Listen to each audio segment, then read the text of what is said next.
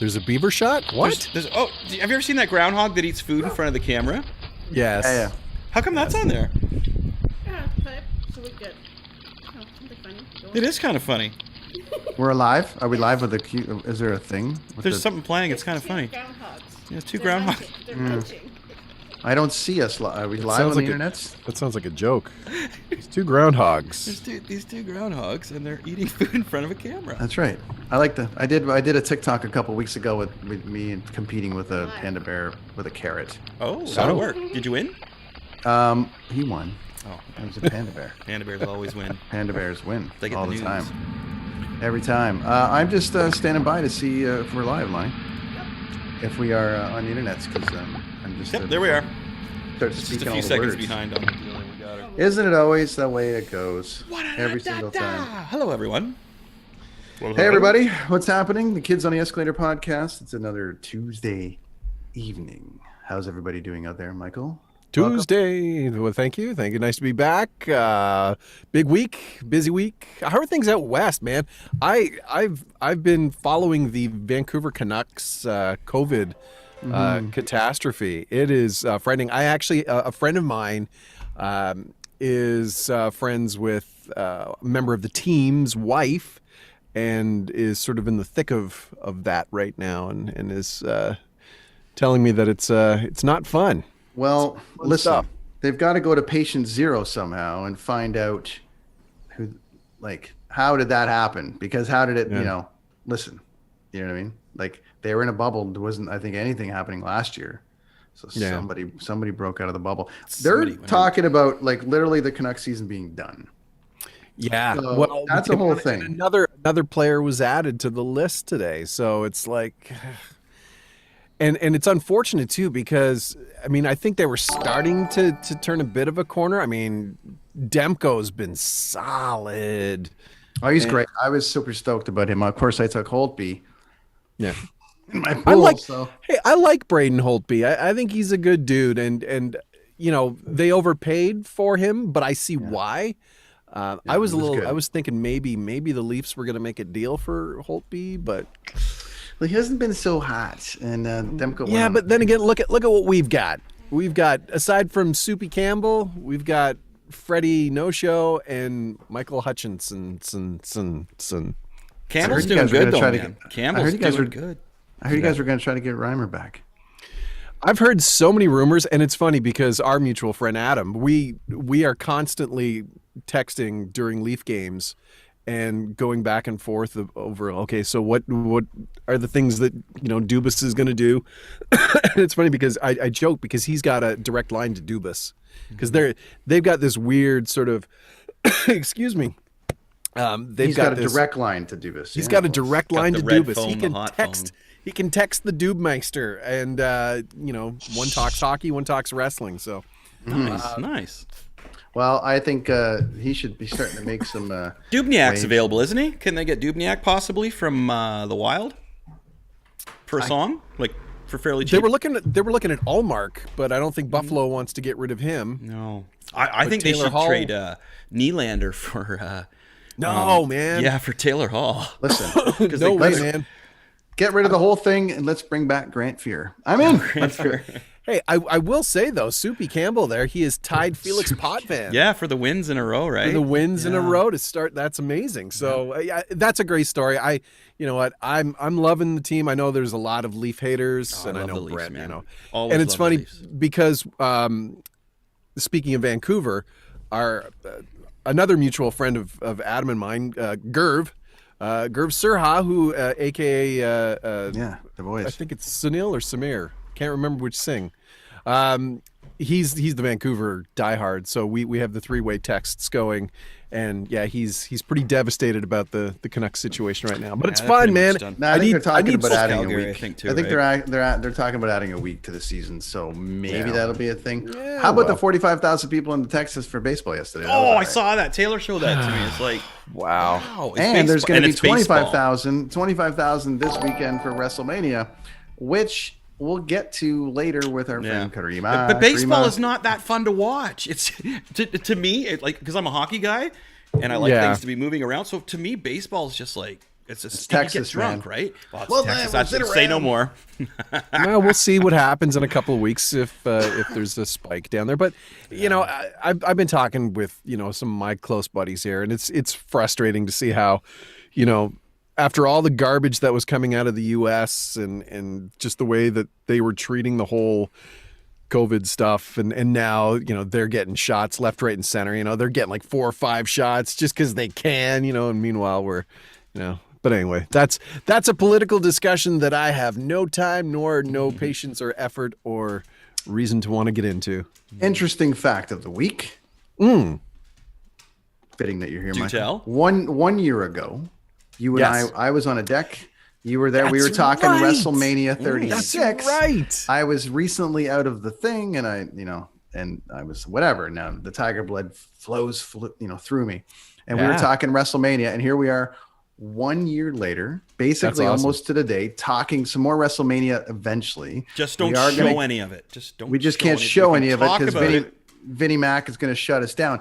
Yes. But that was on the Brenton on Tour podcast. This is the Kids on the Escalator podcast. Michael, it is episode 25. Holy cow! Look at us go. Chris, 25. That's been 25 weeks of us yattering on and changing lives. That's what's been has. going on here. And Michael, you've been along for a good Making deal a difference. That's what it is. Making a difference. Da-na-na. And on that note, we're done. That's it. That's it. Man, I gotta say though, are we going to talk about some of the MCU stuff? Because heck yeah. this week is We're going right in. So go for it. holy balls, man. What do you got, Mike? What are you opening okay, with? so- Loki so trailer or let's- Winter Soldier Falcon deal? Let's start with Falcon because I'm really like, wow, like episode 3 was kick ass from start to finish, but I have questions. And as I'm watching the show, I'm like, I can't wait to get on the podcast to talk to you because you are my guru in explaining some of this stuff. Nice. Because there were things that happened and there are names that came up and moments that happened during the show that I kind of am aware of, but I'm sure you can dig deeper. What do you got, buddy? Lay it on me. Okay, the two big ones. Yeah. The two big ones.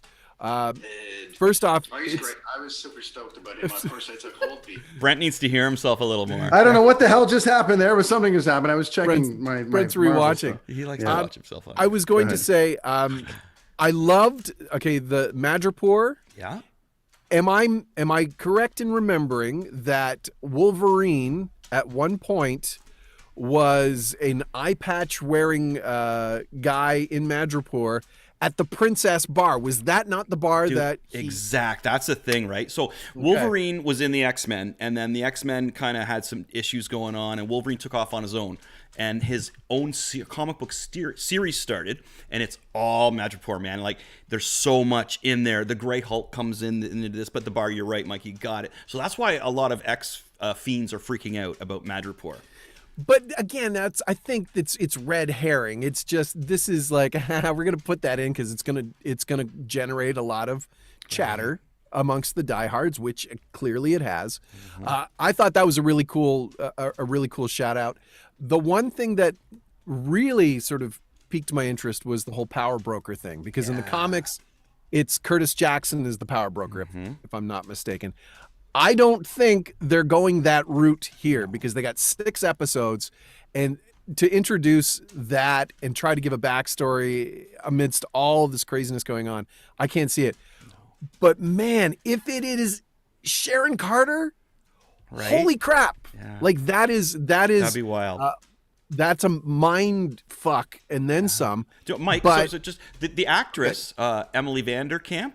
Yes. Emily Van Camp. Van Camp. Van She Camp. grew up around the corner from me in Port Perry. Like, just, dude, right around the corner from me. Yeah, just a small little Easter egg in there. How everything joins together there. Yeah. Really, I Yeah. didn't know she was Canadian. How did I miss and that? little Port Perry town, man. Yeah, so she grew up in there from that area, and right around the She's corner in. from me. I think you can even scoot it out to Blackstock because I She's know the from Blackstock. the Van Camps were out kind of that area when I was growing up. So there you go. Wow. Well, I loved the way she was introduced. I like the little the backstory as to why she's there. But man, all like if they're trying to sort of again throw a red herring and make you think that she's the power broker, and then it's not.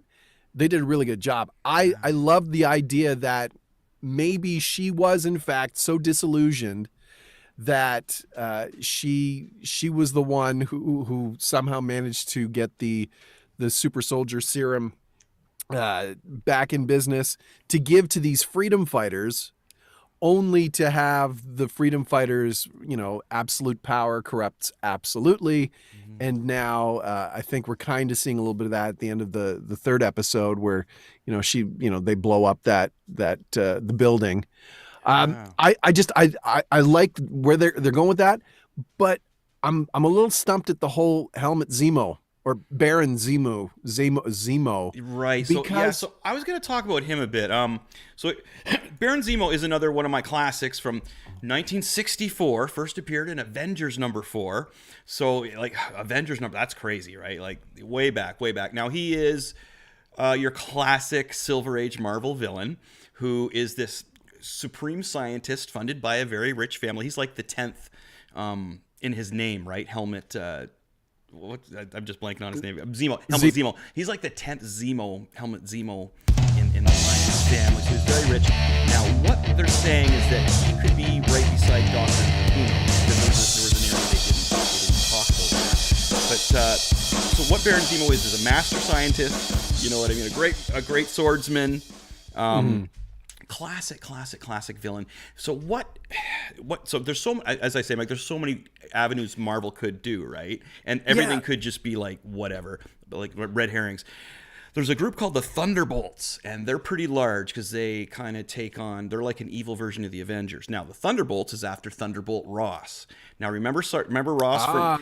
Sergeant Ross. And a lot of people are saying that he is the power broker. Correct. That's what a lot of people are saying. Baron Zemo becomes the leader of the Thunderbolts. So that could be why Zemo's in there. That could totally be why. The other thing, because he's got to be leading to something, right, Mike? They don't put him. We're not just going to throw him in there. He's got to be leading to something. As in the Scarlet Witch, we'll find out like a year from now that this little thing in the Scarlet Witch blew up and meant something else, right? So right now, I'm thinking this could be the birth of the Thunderbolts, which is huge, which is a very, very big. But would they do that though with only 3 episodes to go? I mean, like this is the one. I don't want to say the knock on this series is that I don't really know what they're getting at. I don't know what we're trying to accomplish. There's no end game that I can sort of see. What at are this they leading point. to, right? It could just be the fact they're leading to a new Captain America, and that's what all this is, and we're all hyping it too much again, like the Scarlet Witch, oh my God, they're gonna bring in Mephisto and all these things. It could be another one of those scenarios where it just kind of like, okay, well, it was just like this funny little group trying to do this. It wasn't anybody big. They could be doing that too, right? But it's hard to say. I still think that we're getting little mutant Easter eggs that maybe we're not even aware of yet, just because they got to be planning that for the next phase, right? I would agree. I think they're planting it, maybe not with the intention of actually doing anything with it, but it's there just in case they want to sort of tap back into it later on in sort of the next phase of Marvel. Yeah. But here's what I don't understand. I don't know, man. I don't know where this will lead to. It's a here's good what I question. don't Really good. I don't What if get it's just a standalone and it literally like here's season 1, and then next year there's season 2 that just continues this little story, and is there any chance that it's gonna just be a standalone that's kind of connected? I don't know, it's like our buddy last week, right? Marvel. There's the Marvel way, and every step you don't do one thing without it leading to another thing, which is really smart. But that's a great question. Where will that end? But what I don't understand is how did Helmut Zemo, Helmut Zemo, how did we go from a guy who was, in the army, like special forces, who lost his family in the Sokovia incident, and now he's a rich baron? Like, well, no, he always was. What happened? Oh, yeah, he always was. But that was lost in his initial Marvel for sure universe run. And so it seems like they've, I don't know, like retconning is sort of the buzzword now. What but I think, buddy? I think Black Widow was really meant to come out before this one. And they've had to rearrange some scenes and stuff from what I've heard, just because they were back and forth, right? Like I've heard Okay. that that's it was, if it was supposed to come out before, and there's scenes of Black Widow with the vials that everybody has for the super. She has red ones, and apparently she's bringing them to what's his name there, the guy who hates the Hulk. The guy who hates the Hulk. Oh God, I'm blanking on it. I was just naming it Thunderbolt Ross. Sorry. Oh, Thunderbolt Ross. Sorry. So okay. She has red vials that turn him into the Red Hulk that happens in the comic book. So Thunderbolt, yeah. So General Ross turns into the Red Hulk, and she has red vials. So again, that kind of, I think we're gonna get a big General Ross explosion at the end. I think something's gonna blend into it. I'll take William Hurt. I dig him. I think he's a great actor. I think he's the J. Jonah Jameson of the Marvel universe, like that kind of a character. That what's his face? Now I'm blanking. I on know, the right? From I Love You Man, and Hank Mardukas. Paul Rudd. No. The Jason Segel. now see, somebody quickly look it up because I feel terrible that I can't remember his name. Is it the guy who plays J. Jonah Jameson? Oh, no, J. Jonah Jameson. Okay. Oh, jeez, I can't remember his name. Yeah. He was also in a DC movie playing somebody too. All right, somebody please, because I can't. Great character actor. Yeah. I wouldn't be able to remember Simmons. his name either. Jeez, J.K. Simmons. Okay, that's it. Wow. That's it. Well, you got Age is causing issues here. No, I think William Hurt's great, but I gotta say, Daniel Bruhl is just I love him as Zemo. I think he's he is eating up. He's like just eating up the scenes that he's in. It's great. He's another Tarantino guy, huh? And I'm digging the dynamic between Falcon and Bucky, man. Yeah, the like bro thing's cool. It's a cool sort of vibe that they've got going, but I don't see Marvel doing anything past one season. I think this is a 6 episode and done with the main characters. I just can't see them extending this without sort of affecting, because they're I hate to say it, but they're the Marvel Universe guys. They're the movie guys. I feel they're not it's a vehicle Cloak for and Dagger or Luke Cage or something like that. I feel it's a vehicle for the super soldier serum more than anything.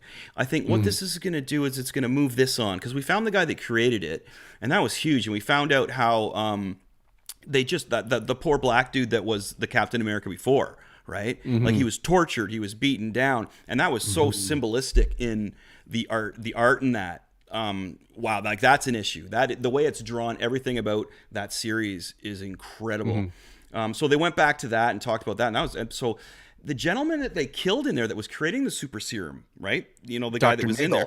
Yeah. As soon as he died, they opened up on the place, because there's a lot of questions on, is that really him? Like, why would they blow up the place if that was him? But they didn't do that until he actually got shot. And then that's when the shit hit the fan, and they went after my old neighbor there as well and everything, right? I thought I couldn't believe, good for her, because to get that role, and then, outside of stunt double stuff, she was clearly in it. Yeah. Like she was in there, and she was pretty badass, and like, go poor Perry, but like she did really, really well. And I was really, like, as soon as I saw her, I was like, oh shit, that's Emily from Poor Perry. But then, but now we're getting a significant role, though. It's a significant role I thought she was great. Like, I just thought she was perfectly cast. But we're like I said, we're 3 episodes in. We've got 3 to go. Now you're also introducing Ao from Wakanda, from Black Panther now, and with that whole King T'Chaka, the revenge, that plot, like, so now the episodes do they get longer? And Chris, you like to talk about them being in 3s. So we've had the first 3, to Mike's point, and the episodes are pretty short. Do they get hour long now, and the next 3 I don't know. Well, see, the difference between this and the Scarlet Witch is there isn't really a panned out story for this with what we got going on. They're bringing in something new. Like there's some elements that I recognize, but of course, as I mentioned, Baron Zemo, man, he's from 1964. He's like classic, so they can take him wherever they want. The thing that I did really like about Baron Zemo was that the guy had no superpowers. The guy had no super serum, soldier, whatever. He broke up the Avengers, man. Like, whoa. He caused that fight scene between Captain America and Iron Man without having any powers, and then he sat in his jail cell and was like, "No, man, I did what I wanted to do." Like, you know what I mean? Like, and I love the twist on the end of the Civil War when he had his recording and he's listening to his family, and you thought it was a phone call throughout the whole movie, and then at the very end it was just a message. He deleted it and he went to kill himself, and Black Panther scooped in there. And what a mature subject for a movie that is amazing. There's this guy who's had his life taken away by these superhuman beings, and he takes them down. You know what I mean? Like, why he gets his revenge. But now we find that he was a rich guy all along, and it just I think that kind of soured me a little bit on it. But I mean, whenever he's on screen, you know, my wife and I, it's always we go back to that scene in Civil War. Mike. Oh, yes, the dancing, the Matrix revolution. Good. I was hoping you were going to get that, or I was going to look really weird. I just think of that scene where he's in the hotel room and the waitress or the room service, you know, Herr Müller, Schwarzer Kaffee mit Speck. Nein, that's all I think. He's Herr Müller, but no, it was great. Love it, digging it. And then Inglourious Bastards. Now we gotta move on to Loki. Okay, let's do it. Well, I was gonna say, then yesterday, boom, here comes the trailer, the new trailer for Loki. And does this now mean that Lightning McQueen is part of the MCU universe? Oh, I think so. Maybe. Next we need Larry the Cable Guy to make an appearance, and then we've got, you know, full blown, you know, Cars is in the Marvel universe. I loved the idea and the premise behind it, but I wanted to ask you, Chris, is this something new that Marvel has created? The whole time cops? You know, No, there actually is time cops in the Marvel universe. Where the story's going to go, see, because this is going to take place after the first Avengers. So, you know how Loki kind of redeemed himself with Thor and Asgard and everything? That's not going to happen. So what happens here, basically, is he does this Loki thing, and he screws up all these timelines. The timeline cops, like you were mentioning, they go after him. And he has to go back and straighten out a bunch of things. Now, one thing I want to point out that is pretty neat that I'm going to personally enjoy, as being a guy who draws all day and watches YouTube. Are you guys familiar with the story of D.B. Cooper? Okay, he's vaguely, yes. A gentleman back in the 60s who he was the guy that disappeared. He hijacked a plane, got all this money, and then unbeknownst to the people driving the plane, parachuted out and has never been seen again. So, and there's an actual scene. So he does the DB Cooper thing, but he gets teleported out halfway down. So it's kind of like saying, well, that's what happened to DB Cooper. It was actually Loki, which is kind of cool. So, and of course they're going to bring in a female Loki. There's a female Loki in the comic books now, and they're rumoring she may be the villain. But what it is he screws up the timelines, and Owen Wilson goes in and says, "Hey, man, look at this," and they shows him all the timelines he screwed up. One's an apocalypse, you know what I mean? And there's probably going to be a numerous amount of comedy in there and hilarity. So it's the Loki show. It's what everybody's screamed and demanded for, right? It's timelines. It's him being. Oh, and Tom Hiddleston is brilliant. Right? He's really good. Cast a better actor in that role. The only thing I have is I got nothing against the character like Loki and the actor or anything, but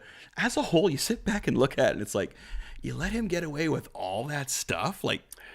Well, he's the god of mischief. I know, right? So I'm gonna start telling people I'm the Lord of Beer, and then I can just get beer. Of course, it's okay, man. I'm taking your beer, but I'm the Lord of Beer. Oh, okay, Chris, that's all right. There's a couple of lines in there that are really like a couple of lines where he actually says to Owen Wilson, he says, "You think you can outsmart me?" Like, so they're clearly trying to like. It's almost like he's like, "Well, I'll just play along with your little Yeah, I'll play along. But at any point, I could change all this. But I'll just play along, and we get we get Owen Wilson with a mustache. But it's the whole Owen Wilson. It's the whole. Hey, it's exactly. We're gonna do this. Yes, right. And you gotta fix the timeline. It's crazy.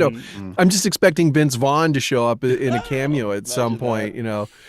But I love the idea. Like at least now they've sort of fleshed out a bit more what we're kind of expecting. Yes. And I love that they've brought in the whole branching timeline, which the Ancient One sort of mentioned to Bruce in Endgame, and how you've got to put everything back, otherwise this goes here. So this could actually tie up a lot of those questions that came out of Endgame with Steve Rogers and what happened here, and even with Falcon and the Winter Soldier, with why all of a sudden is the world this really doom and gloom, as opposed to Peter Parker and going to Europe, and it's like European vacation. And apparently this is the only show that got already green lighted for a second season. Oh, so they will do. See, and this is what I don't understand. Like I like the idea of the one and done with these main characters to sort of tie you over to the films. But it's dollar bills at the end, and Disney is clearly figuring they're going to make a killing on subscriptions based solely on these shows and the entire Star Wars. You can't get out. So if you're trying to, for instance, like I'm still trying to watch Justice League because I'm like, do I have to subscribe to Crave? Just another thing to subscribe to, where I'm like, what can I get out of? Well, I can't get out of Netflix. I can't get out of Prime because I can't. I need it for deliveries. And I can't Disney, get it. Man, I can't get out of Disney because they keep dropping no stuff. So I'm like, I guess the DC guy loses again. Well, hey, maybe someday they'll come up with something for you DC guys. Here's what I'll do, Brent. It's called the CW Network. There you go. Yeah, there's tons of DC on there. Yeah, I'll just videotape it for you on my phone, dude. I'll sit. We were gonna do hours. The Sunday Hang this week, but they didn't put out the new Superman, the new Superman and Lois because of they hadn't filmed that far. So it's a whole thing, and they've left you. Yeah, I love video down. Video down. I love what they're doing. I love what they're doing with the Marvel stuff, and the fact that they are really using this as a means to sort of set up these next couple of actual Marvel films, which, to be honest, aside from Black Widow, I mean, Shang-Chi and the Ten Rings, again, that's something I'm not really super familiar with. I have no clue about. So I'm hoping that there's some sort of a tie-in, or it could be just like the Guardians of the Galaxy, which I had no clue, and that turned out to be gangbusters amazing. So, definitely. I just got saw word that they're started on Guardians of the Galaxy 3. Oh, see, as far as filming. Just give it to me.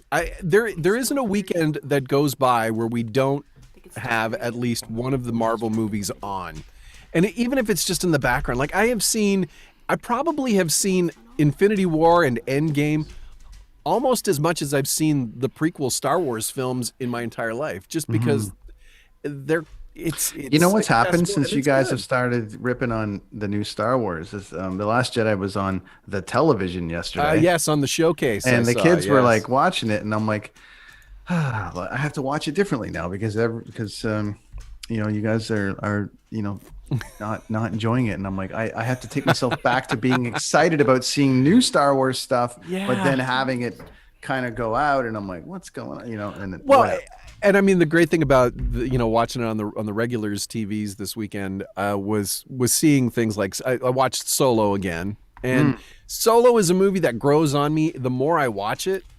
There he is. Sorry. And the same goes for Rogue One. I watched Rogue One again, and I dig it the more I watch it. Yeah. So I watched the Solo one too, buddy, and I was like, hey man, there's so many little things that I didn't notice. Yeah, it's not bad. It gets like I said, it's grown on me as time has gone, and I love me some Paul Bettany. Dude. Yeah, he's in there as well. Yeah. First thing Lonnie said, it's Vision. Yes, it is. So yeah, Disney, they can just keep taking my money. Just take it, because that's about, one of the handful of things that gives me any joy in this COVID reality right now. And I will watch, I will watch Infinity War and Endgame and Doctor Strange. I'll watch them all. Just throw them on. They've become the new go to bed shows now. Right? It used to be Family Guy, which that too on the Disney, that. But now it's just throw that on, and I think subliminally now I'm starting to just be able to just memorize the entire movies, and so yeah, just you can't take it from me at the parks. Take it from me on the subscription. And I like the toy lines coming up. I from mean, all the that parks. stuff is You amazing. guys must be missing that. But have you been? Did you get to Star Wars? Oh, look at Chris is out too. What's going on? I'm back, He's aren't I? missing out. What's happening with he's back. technology? What's going on He's in back. Kingston? As a matter of fact, yes. Last March, just before it all went down, we were down there when the edict came that you better get home, and I got to see Galaxy's Edge. So I got my Star Wars fix. I got to fly the Falcon. I got to do the that's whole awesome.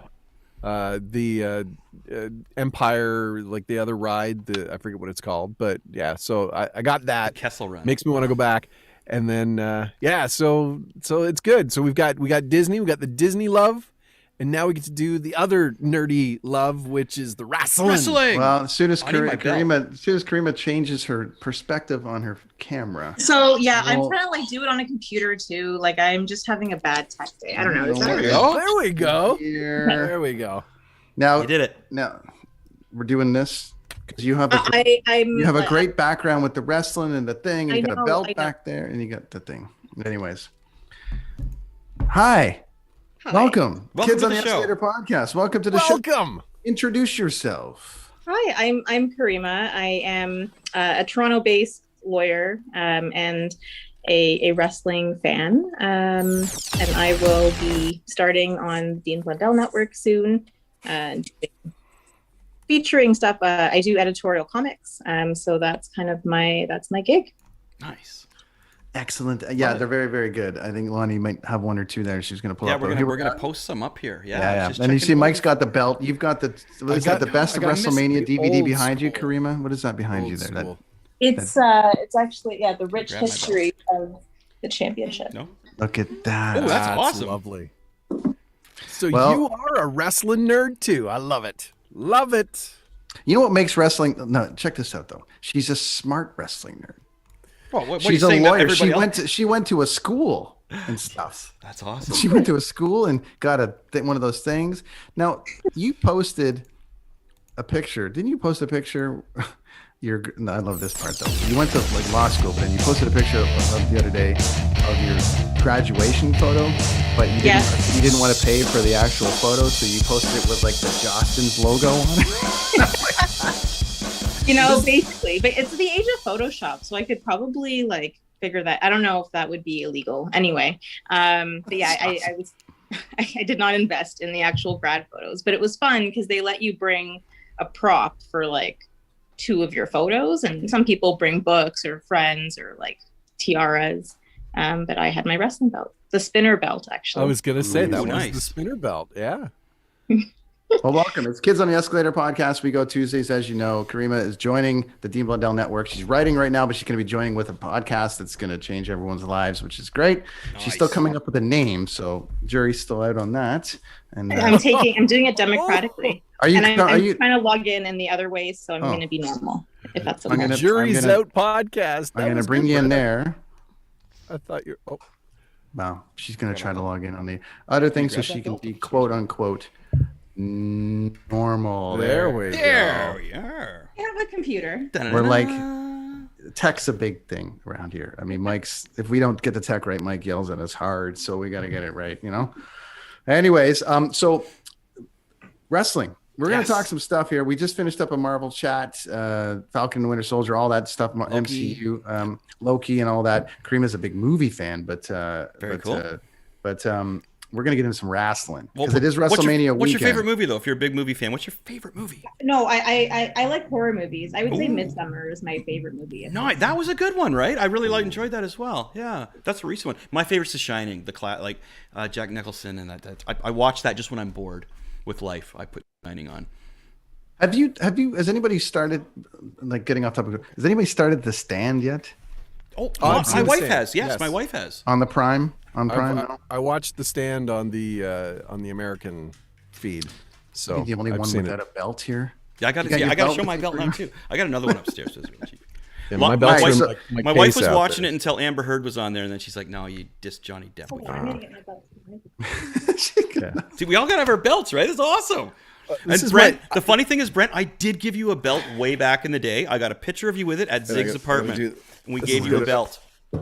We did. the at this. Bubba Oh, Ray Dudley. look at us! This Bubba is, Ray we Dudley. got to get a shot of this for the. Yeah. We definitely got For to the get a thing. shot of this. Yeah. Can you get a shot? Of that? That's awesome. Yeah. I'll get out of the That's- shot. Look at the belts. Oh wait, no, you got to get in the shot. I You have are another the one belt. too. I should I'll have do both of this. them. So, I'll do it like this Okay. so people can. There we go. yeah, seriously, we're getting a shot of this right now, everybody. Here we go. One, Everyone, 3, two, 2. Hang on. 3.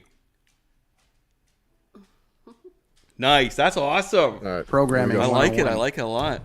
Let's see WrestleMania what. weekend. Okay, I got do to you point there? out that my I- wife oh, grabbed me the lightweight belt instead of the cruiserweight. heavyweight belt. That's the Lonnie, cruiserweight, is it not? It's Yeah. the cruiserweight belt instead of the heavyweight I'm belt. trying to see. Okay, so you've got the spinner belt on one shoulder, Nice. And and what's on that one? Oh, and you've got. Oh the yeah, I universal. like Okay. that one. All right.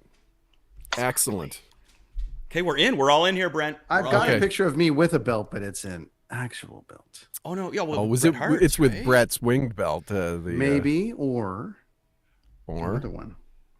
A different one from a different place and a different person that might have I know. Oh, I think I know that person you're talking about. might have right? let me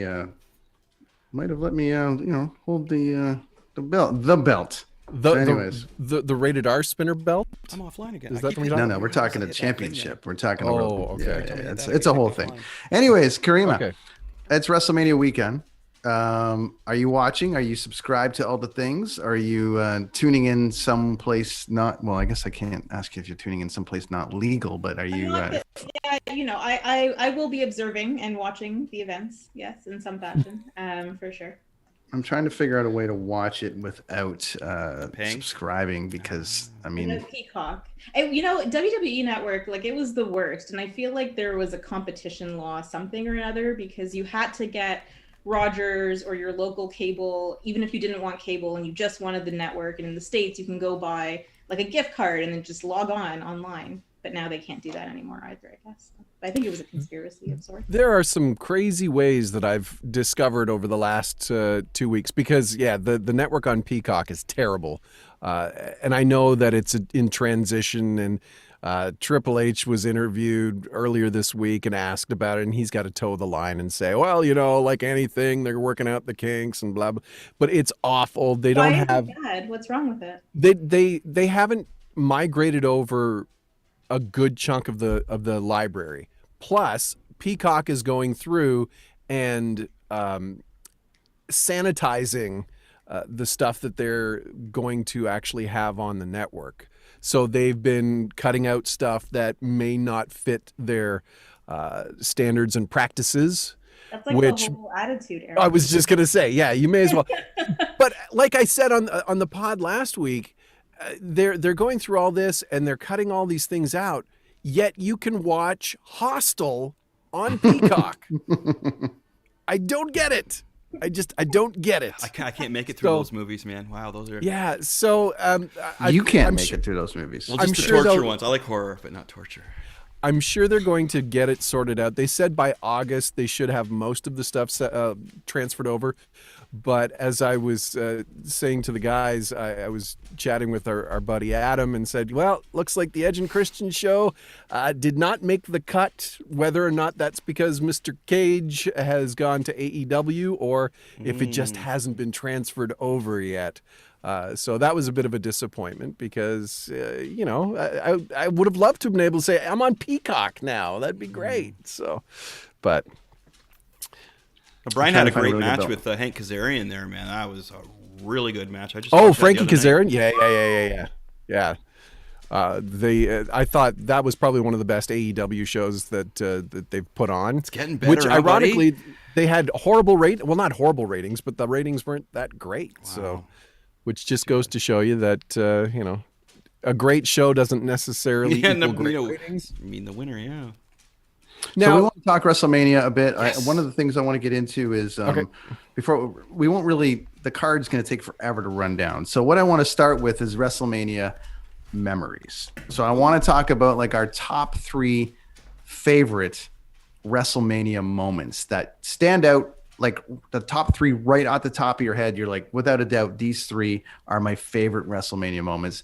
Caryma, since you are our guest, you get to go first today. What are your top 3 WrestleMania moments? Okay, well, I'm going to say Daniel Bryan's win. That was a good one. Over Randy Orton and like the whole day, like the whole thing. Yeah, the iconic, like, I guess the build up, the everything. Yeah. Awesome. Okay, I was at WrestleMania 18 also, so Nice. I am going to go ahead and say that even though I know the match objectively was like whatever, The Rock and Hogan was really like a WrestleMania 18. WrestleMania 18. That was a master class. Have you been to one, Caryma? Have you been to a WrestleMania? That was the one that I attended, the only one. I've Nice. been to SummerSlam and Survivor Series though, and Raw, etc.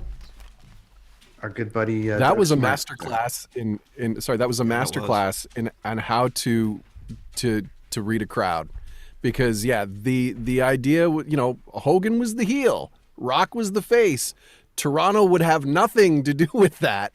And they read that and they took that and they made it into this unbelievable moment. And just that whole stare, like, and that's the one thing I love about The Rock is that at that time nobody did facial expressions better than he did. That's true. The people's and eyebrow. it's just that it's the look and seeing it and hearing it, and like you just know that they've figured out, okay, this is what we've got to do, even though this isn't what we were intending to happen.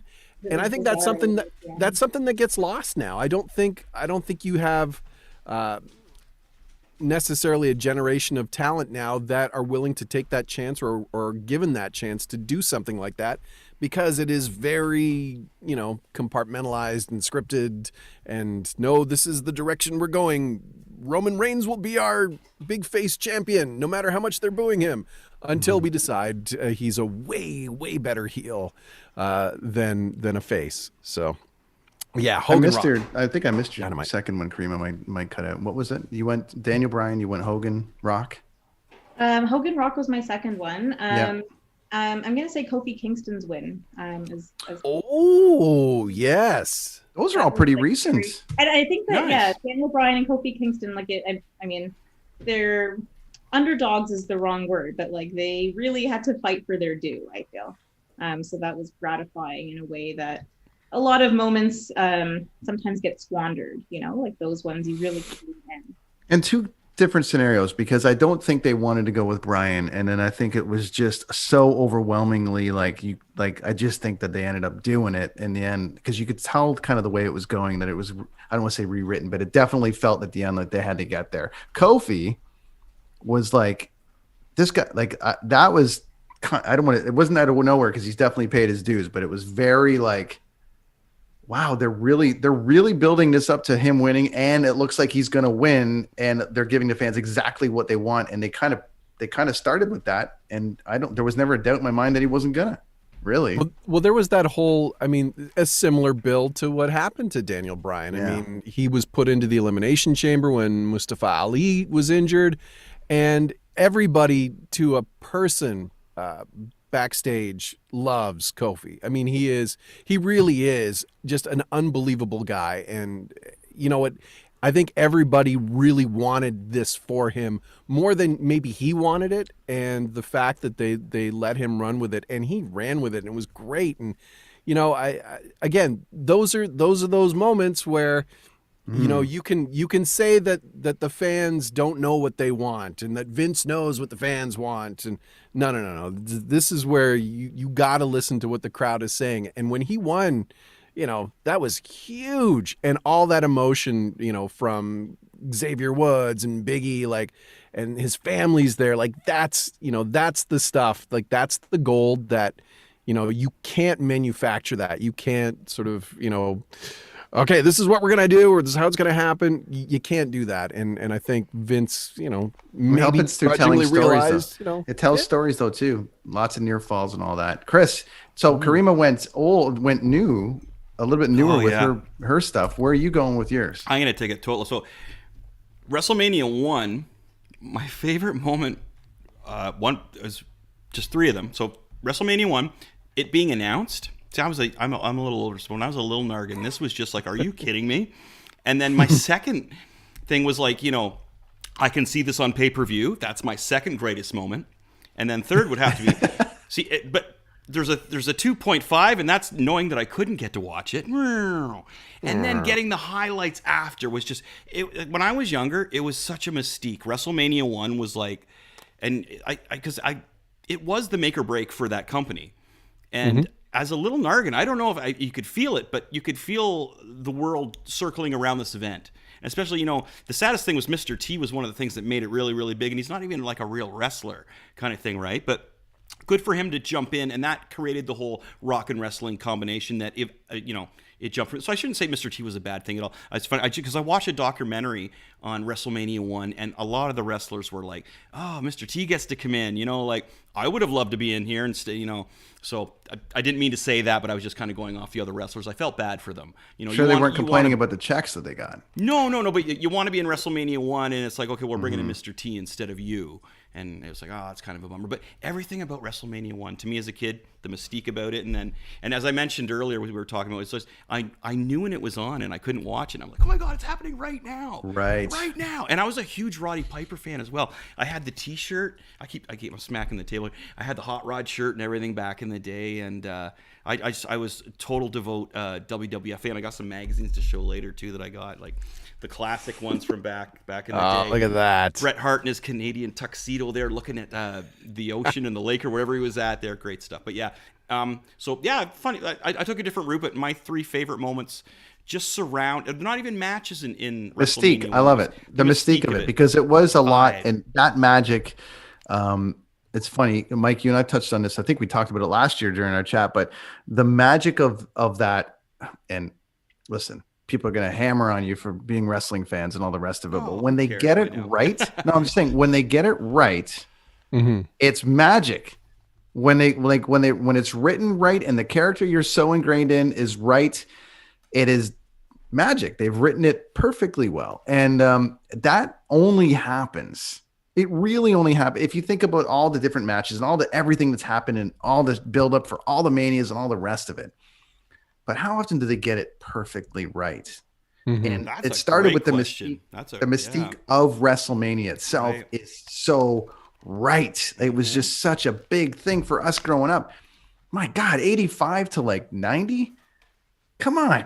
Yeah. Then it comes to Toronto, WrestleMania 6. Are you kidding me? It was like my head was exploding. And then I got that too. I remember when it came to Toronto and it was just I was there, oh my God. It was back in the day, and again, showing my age, it was like Motley Crue coming to Toronto. It was like, oh my God, Motley Crue is in Toronto right now. As a young headbanger, it was the same thing. But wow, WrestleMania is in Toronto. It's like just over there. Because I was living in, I would have been in Ingersoll, London, Ontario at that time. Caryma, Michael, get to you 1 second on your picks. But Caryma, where were you sitting for WrestleMania 18? Probably 5 rows from the top of the Skydome. Woo, me too.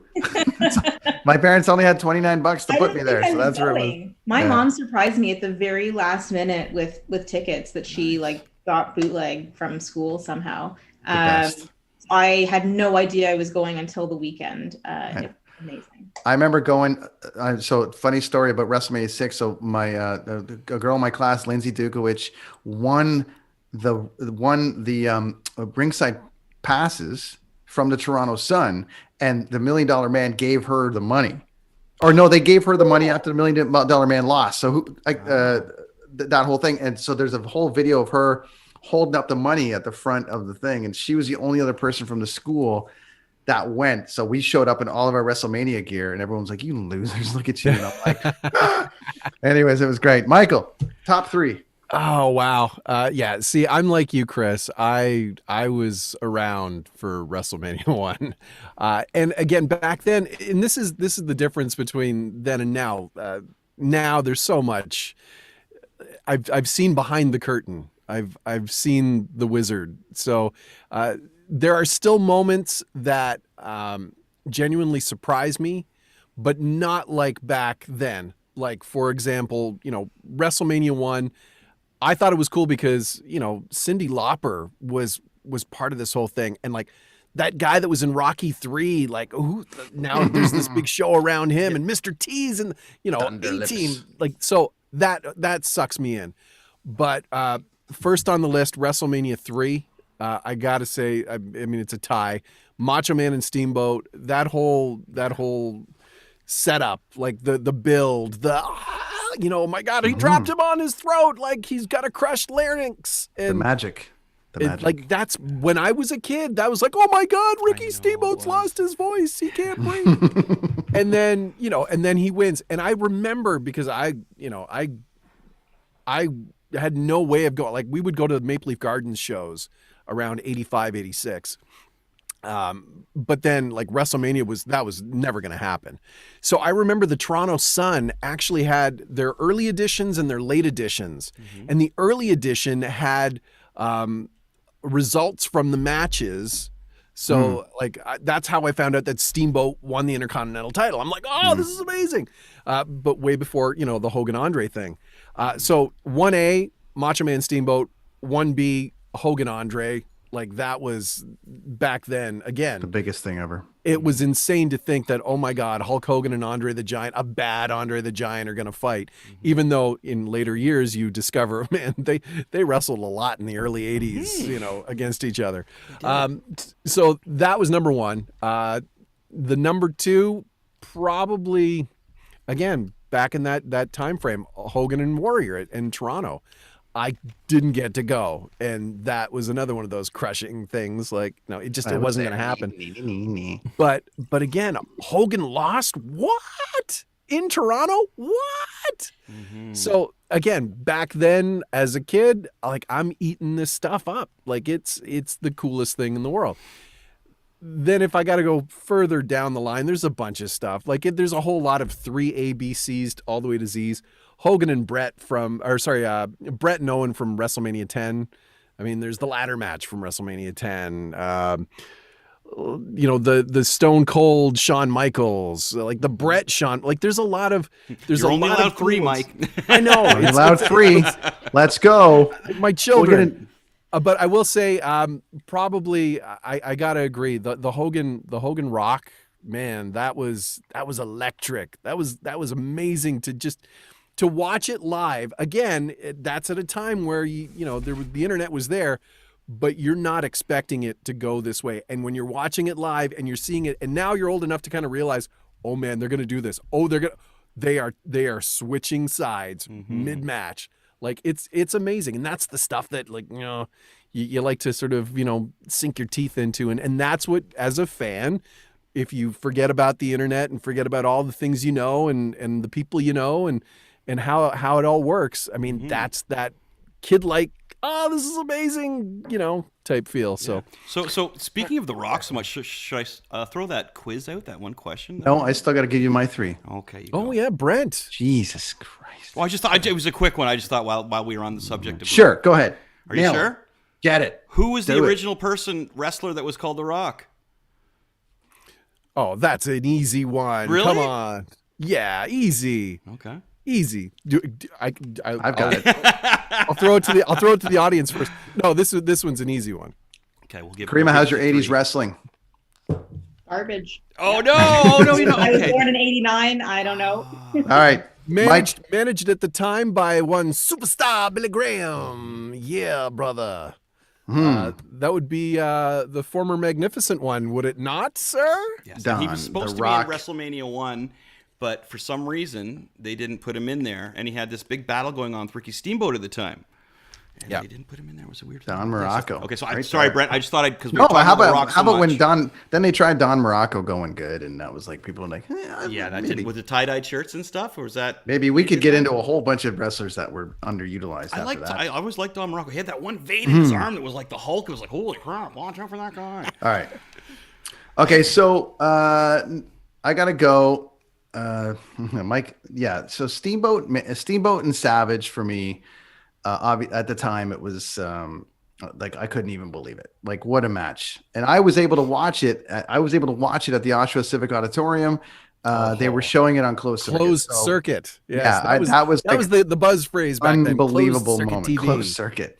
And if you missed it, you had to do what Chris did, and like all of us did. You couldn't wait to get on Saturday afternoon and watch like all these Maple Leaf Wrestling and all this kind of stuff. Yeah, fun, So anyways, I gotta go. I gotta do a little shout out. I don't touched on it very much. Chris, the belt you have on your shoulder currently is what?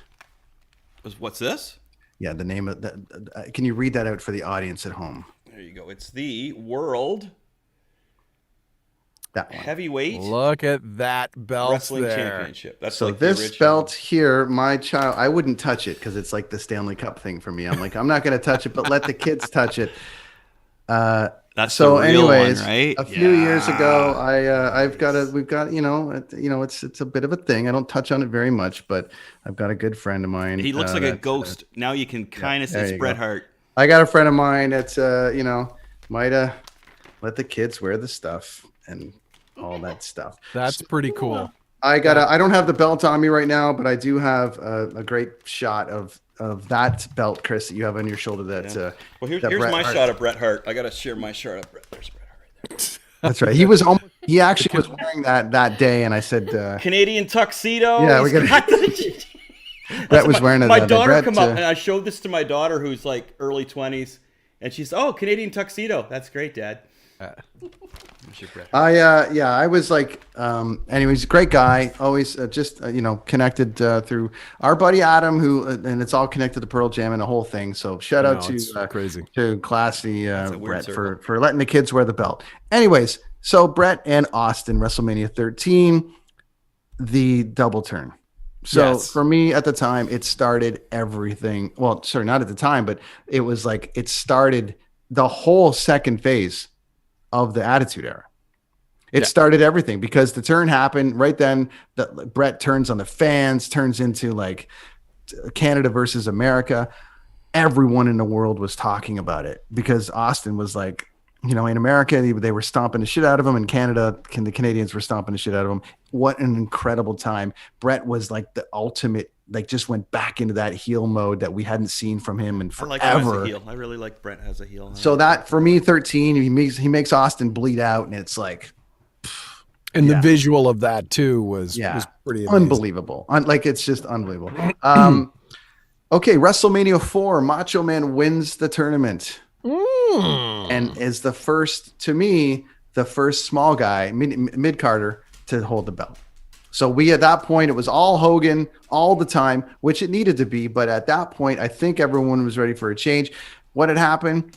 Well, obviously, we have the main event. Andre steals the belt. The tag team champion, if you remember, he announced that he passes the tag team championship over to Ted DiBiase. Yes, on the main event. On the main event where he watched that as well. Yeah, they do I don't know if Caryma, do you remember this one? They swap the referees. I don't know if you've seen it online, but the two Hebners screwed Hogan over. And anyways, Andre wins the belt. Who paid for the plastic surgery? And as a kid, I'm like, man, they really got somebody to get plastic surgery look like Dave Hebner. And then at that time, I'm like, oh my God, as a kid, I'm like, they're gonna give it to DiBiase. Oh my God. And then the belt goes vacant. And then they have a tournament for a new champion. And you're looking at it at that point going, well, Hogan's gonna win it. And then he gets disqualified. And if you look at the tournament now, you're like, no brainer, Macho was the one. But at the time, I'm like, Steamboat. Ah, fuck, he's out. Jay White, who else was in it? Like Brett wasn't in it at that point. There was all these guys that you thought might do it. And the natural Butch Reed. Coco Beware? No, anyways. Greg the Hammer Valentine. It was Macho Man, wins the title. And I just remember I was at Crandall's in Port Perry watching it on pay-per-view. There you go. Big screen. And I remember we went nuts because I couldn't believe the Macho Man had won that. And of Steamboat and Savage. So Savage has got two of mine. Nice. Well, he's a great wrestler, man. So really good. So Caryma, when did you start watching wrestling? So I was like little when we started, but it was pretty much only the main event of the week, right? And then we stopped having cable for a long time. So I got back into it probably when I was 10, 11. So that would have been, like DX. Oh, the heart of the Attitude Era. Okay. Yeah, so right then and there. And then, yeah, it's been in phases for me. Although I've always like kind of kept an eye on it. I've watched religiously at different points. So now back then, I mean, as a 10-year-old girl, what compared to now, like my daughter is 13, and a couple of years ago, she was really like, she was my little wrestling buddy that we would go to independent shows, and she loved watching the women wrestling. So like people like Bailey and Becky Lynch, like Bailey is her, like that was her, favorite.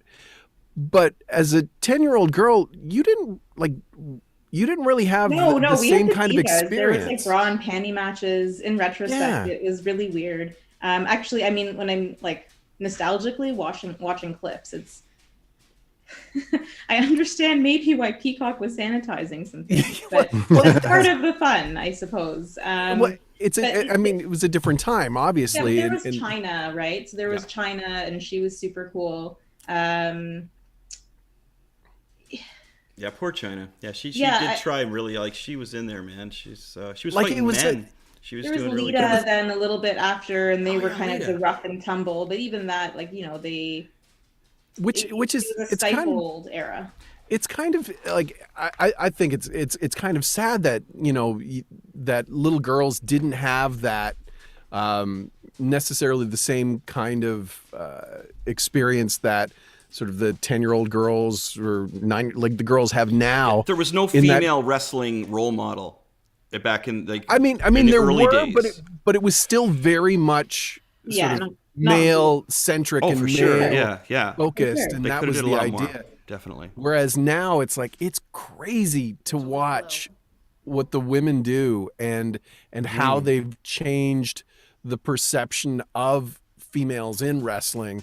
And and again, I just watched on the network the documentary that they did on Beth, the Icon series, which is a fantastic, like I've said this before, the documentary crews that they have there, and apparently now they've got some members of HBO that are helping out with the docs as well, which will take it to an even bigger level. But watching the documentary on Beth, I'm biased, yes, but just to see the story of how she sort of came up and what her idols were, and she was one of those girls that looked at China and thought, "Hey, I'm not the stereotypical bra and panties diva girl. She lifted weights. She was on the guys' wrestling team, and she looked at China as like China was this role model for her to be like, you know what? I don't have to look that part. I can be physical. I can be an athlete and still, be feminine as well and have all those things. So it's interesting to hear the perspective from somebody who was, a little girl during that really male heavy dominated sort of time. Caryma, who are you watching now? Is there anybody on the women's side that's really standing out for you, whether it be AEW or WWE? Yeah, do you watch AEW or just strictly WWE? Yeah, I'm a Jericho fan, there we go. Yeah. Well, they had a great segment just a little while ago, against was the Inner Circle deal was going on. There was really good. And your buddies are in there too. Yeah. So you do like the AW? See, I'm a big Hikaru Shida fan. I really like her. I think she's great from the AW. Yeah, I mean, I like Bianca Belair actually. I think that she's a lot of fun, and I was very excited when she won the Rumble. So that's someone who I'm rooting for. I would like her to win. We'll get the predictions on that for sure. I think it's going to be good. There's definitely a really cool sort of I don't want to say Renaissance female wrestling, like speaking of AEW, the match between Thunder Rosa and Britt Baker, dude. Like the blood match was like, that's the kind of thing that, again, you go back to the early 90s. We both have cats, sorry. And my cat's right here. Do you have a gray cat? I'm sorry, do you have a gray cat? It's a black cat. I have 2 black cats. Okay, I got 1 gray cat, 1 calico, and 1 tabby, and they're in here. Sorry, Mike. Sorry, just cat people, No, right? High five. I was just saying, yeah, it's really cool to see what is happening now, and seeing this whole, this movement. I mean, they started with the female, the women's revolution or evolution, and now where you're getting these unbelievable matches from these women that, are doing things that, again, 10, 15, 20 years ago, it would be unheard of, and so that's, and you don't have Jerry Lawler screaming puppies to that point. Then, Caryma, who do you consider to be the greatest women wrestler of all time? Ooh, then? good question. Good Oh question. my god. If you Tough question, but good question. It's a tough one, but I mean, because there's there's a lot to pick from. If you're talking trailblazing women, or you're talking just in China general, had such a rough go though. Like at her time when China was in there, she was a product of her surroundings, man. Like I don't think she made very many choices on her own other than what she was drinking that night. To be honest with you, you know what I mean? Like, well, the I later do feel bad for her. stages, yeah. Like I feel bad for her. Anyway, sorry, I didn't mean to cut you off. What do you think, thought there. Caryma? So I was at the Toronto Survivor Series when and Asuka was there. She was like for NXT, and that was the first time that I saw her live. And I didn't actually have any expectations. I didn't know much about her going in, and she's phenomenal. And even though especially when she's speaking Japanese on the mic, I really like. But her personality is just so. It seems lovely. It seems like she's like just a very unproblematic, unbothered person Very who pure. just Yeah, I get will that. like tear someone apart. And I don't love the way that she's been, the storylines that she's gotten sort of past that point. But I think that she really has the chops. I remember, so this goes back to what WrestleMania was it? It was the one in New Orleans when we were down there filming stuff for the Edge and Christian show. That Hall of Fame, the one where the Dudleys went in and Edge and Christian did the induction for that. So I was Beth's sort of pseudo date because Adam was back with Jay getting all set. And we got to our seats, and Asuka was sitting by herself at the end of the row, and I'm sitting there with Beth, and I'm like, oh my God, Julie, like my daughter Julie would love this if I got a picture. So I don't speak Japanese at all. No way. But and I hadn't met her at that point, and I just asked him like, oh my God, you're wonderful, and my daughter would absolutely love it if I could get a picture, and she was so sweet, and like I'm sure there was absolutely no understanding of what I was saying, but she was such like just amazing. And that was, I took that away from that whole weekend, like Wow. that seeing these people and realizing that a lot of the talent that you kind of hope and wish are like nice and good and would be cool to hang out with are the ones that are like that. That's so wild. I love Japanese samurais. Like if you read my comic book, you'll see that. But there was a documentary on a Japanese wrestler, and it was a female wrestler, and one of her friends left the WWF and went back, and she was a very famous wrestler. And there was a moment between them, and the female wrestler says, you were my only friend here, because they could speak the language to each other, I guess, and whatever. And she was so sad that she left. I don't know if that's the same wrestler or if you guys remember that would be about. Kairi Sane. I felt for that. I was just like, oh my God, like, damn, like, and because the one stayed there, the other one left. Yeah, that's a story right there, man. And she just picks up. But it's something to build towards down the thing. You could definitely write off of that and be like, oh, I could, but I think I left and you didn't come with me. I didn't let, and I'm coming back to kick ass. Now what a strong human being. My point is, what a strong you're person. Thinking like a Mark. Damn it, you're thinking like. Let's a go. Mark. All right, it's prediction time. We got to get into what we do. It's prediction time. We're going to get into a couple little things here. I don't want to get into like a big thing. I'm going to just run through the card for WrestleMania. You guys give me your 20-second like this because of this. You can add a couple more for me because I have no idea. I'm right. Classic. No, okay. So we got Tag Team Turmoil, Naomi, Lana, Mandy Rose, Dana Brooke, Riot Squad, Natalia, Tamina. Go. It's Caryma. Who's taking that down? Maybe the Riot Squad. Riot Squad on the comeback. Mike? I would love to see the Riot Squad. I think Ruby and Liv are not only they're really super people, but I think they totally deserve it. I also Natty is another dear friend. So Natty and Tamina, I kind of see that happening. I think Natty gets the WrestleMania moment with Tamina. I think they beat Nia and Shayna. Easy. All right. How many tables can Lana go through before they give her something? So I'm going to give Naomi and Lana to win on this one. Just Kudos to Lana, man. She has worked her butt There we off go. to step outside the shadow of Rusev. Kevin Owens, Sami Zayn. Looks like that YouTuber's coming into this thing. Caryma, Kevin Owens, Sami Zayn. I want it to be Sami Zayn. But yeah, I want it to be Sami Zayn. I'm just gonna go with what my heart wants. Sami Zayn. All right, yeah. Mike. You know what? I just want to see both of them beat the crap out of Logan Paul. That's what. Another double turn.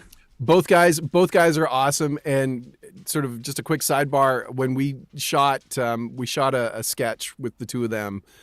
It was the Kevin and Sammy Mayors of Me podcast where they were doing a podcast in French with Edge and Christian, and they would ask questions in French, and they would be kind of rude and disrespectful questions, and then Sammy would be like, "Oh no, he was saying this," and it was like one of those, and they would be making jokes, haha.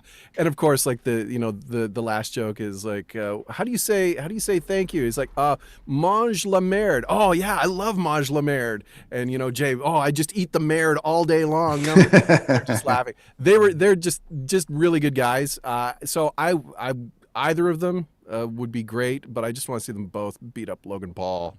I think that's going to happen. I'm taking an Owens heel turn with him and Sammy are going to turn on Logan, and it's going to be a whole thing. So there we go. I move Chris. Oh no, on a whim. I know you don't know who it is. Make the call. Hulk Hogan. All right. Man, I don't know, man. Big E versus Apollo Crews. Caryma. I'm going to go with Big E for this one. Big E for this one. All right. Any guess? Any why? You just like him? You want him to win? Yeah, I'm ready for him to escalate and have a title. So sure. Let's climb that ladder. Mike?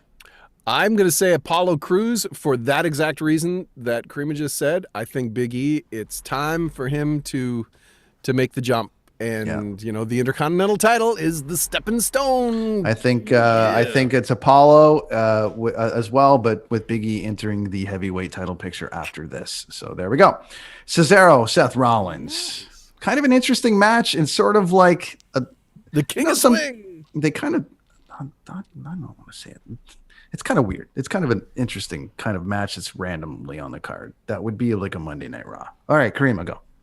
I don't know the storyline behind this, but it's called Cesaro. Cesaro needs a win. They don't. yeah. It's called Cesaro needs his mojo back. So that's what it's called. Okay, Cesaro, what do you think there, Mike? I think Seth Rollins wins, but Cesaro gets the 37 swings. Okay. Because it's WrestleMania 37, right? So he'll do 37 swings. Riddle, Sheamus. Bro. Then I'm going with Sheamus. Bro. I hate this character so much. I hate that character. But it's not a character. I get it. I know he's a thing. Legit. Yeah. I don't like anyone who wrestles without shoes except. There you go. That's weird, right? I thought the same thing. The Von Erichs, right? Their feet are probably sweat. I don't know. Anyway. Who do you like here? I mean, Sheamus doesn't really need the win. Riddle does. I'm guessing Riddle probably, right? Retains. Whatever. Strowman, McMahon, another one. They built a cage. They're doing a cage, which means what, Mike? Absolutely nothing. It means Shane's going to do a stupid bump. That's what I mean. For no good reason. And I missed this, but apparently on Raw they added sound effects of a train when Braun Strowman was doing his little run around. Yeah, really. Dumb, terrible, dumb. How long before Strowman's out of the WWE? Oh no, I'm seeing his trajectory. It's interesting. Anyway, Strowman, McMahon. What do you like here, Caryma? I agree that it's been sort of a brutal lead up. I want Braun to destroy him. I like that. Shane O'Mac off the cage for be safe, Shane. He's almost 60. Okay, this is an interesting one. The Miz, rad dude, actually did a shout out, cut a promo on Alex in California backstage at Corn. Nice. The Miz and Morrison versus Bad Bunny and Damian Priest. This could go many, many ways. Caryma. I feel like it would be. I think Bad Bunny. He's been here for a very long time. I mean, relative to like celebrities just sort of popping in. So I feel like if they are successful, that might be laying foundation for more time here. So I think it might be that. Mike. I think Damian Priest is the future. Bad Bunny is eyes on the product, and he really has gone above and beyond what most celebrities tend to do when it comes to being sort of like fly-in guests. I think they reward them with a big win for the musical act and a big win for the kid that's probably going to be, carrying the company in 5-10 years. I'm going Miz Morrison split due to miscommunication. Classic wrestling writing. Classic wrestling writing. That they're going to split. Bad Bunny is going to get the pin, aka Bobby Heenan on Coco Beware, and then, way back in WrestleMania 5. But there is I'm going to throw a twist into the mix. I like your idea of Priest being the future, but I feel like there is going to be, and they just continue that going because it gets eyes on it. Priest turns on him, goes heel in sort of that whatever. So that I'm calling that out. There we go. Okay, here we go. Caryma, Asuka, Rhea Ripley. I feel maybe Rhea Ripley. She's newer. She's due. Building herself up. I think that's and she's good. I really like watching her actually. Michael. Yeah, Rhea Ripley. She with Charlotte's sort of status being unknown at this point, especially with Andrade getting his release. I'm thinking they're going to hitch their wagons to Rhea Ripley until Becky Lynch is ready to come back, and then you're going to have a monster main event next year. Speaking of monsters, The Fiend and Randy Orton. The Fiend. Okay, I know about The Fiend, man. That guy. Chris is going. No, I just that is a great character as a comic book artist, man. So I'd like to hear what you guys think about that because I like those characters. Awesome. Kareema, what do you like here? It's a weird match like the John Cena one was last year, but like not weird like it was at whatever the last event was, Fastlane or whatever. Sure. Yeah, I didn't like that. Orton doesn't really need the win here, and neither does The Fiend. Neither one of them really needs to win. I think this is going to be something about Alexa Bliss on this one. Oh.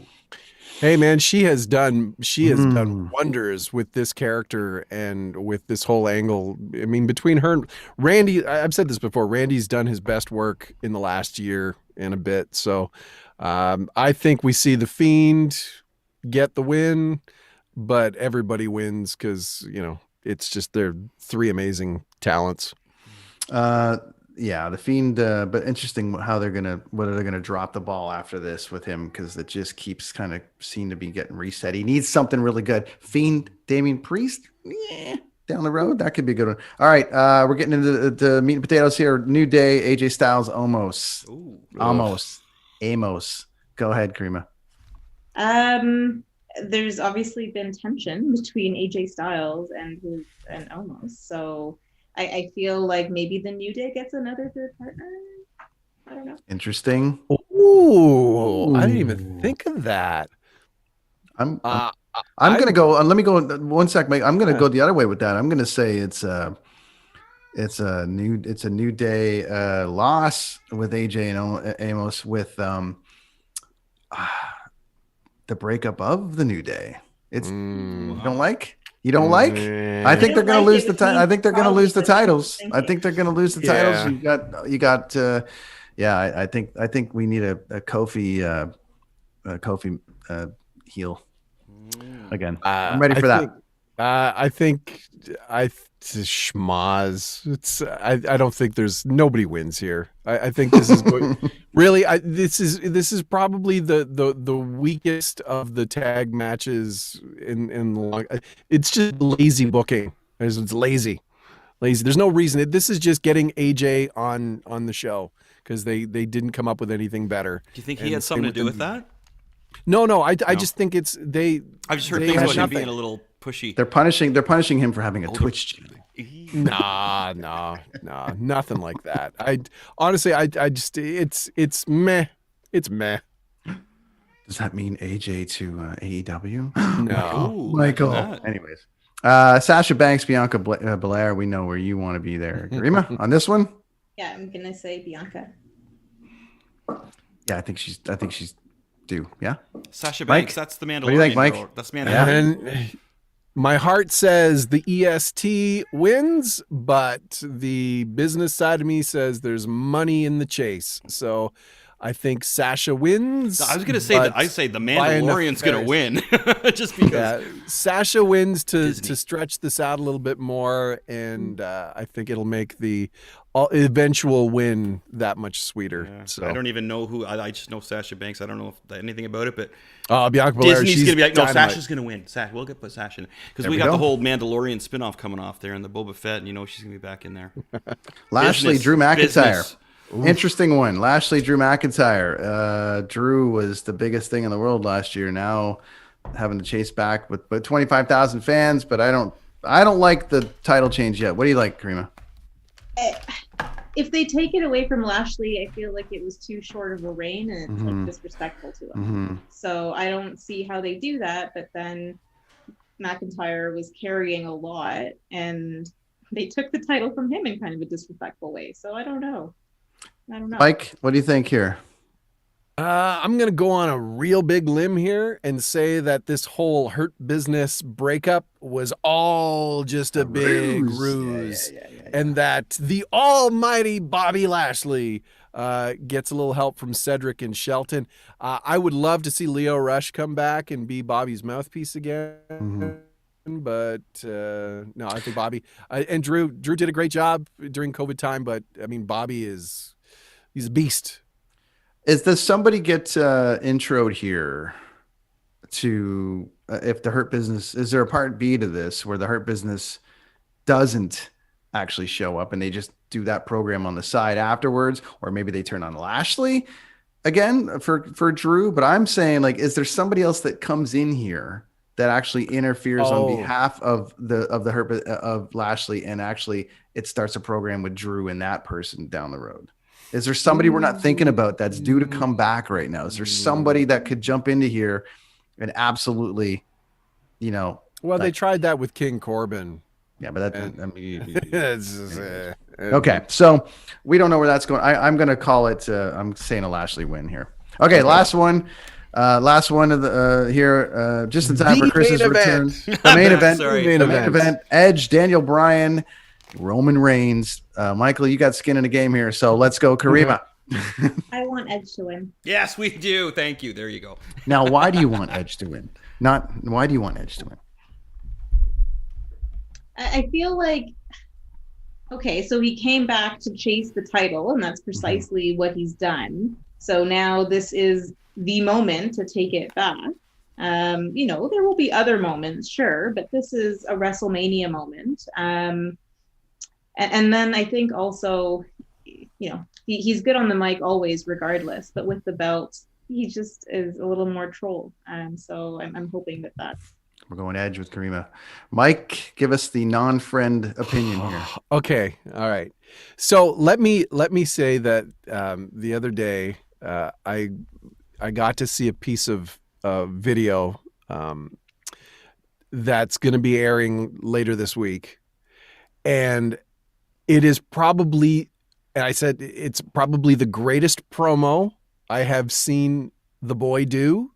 It is with Paul Heyman. Oh, wow. It is mind-blowing how good it is.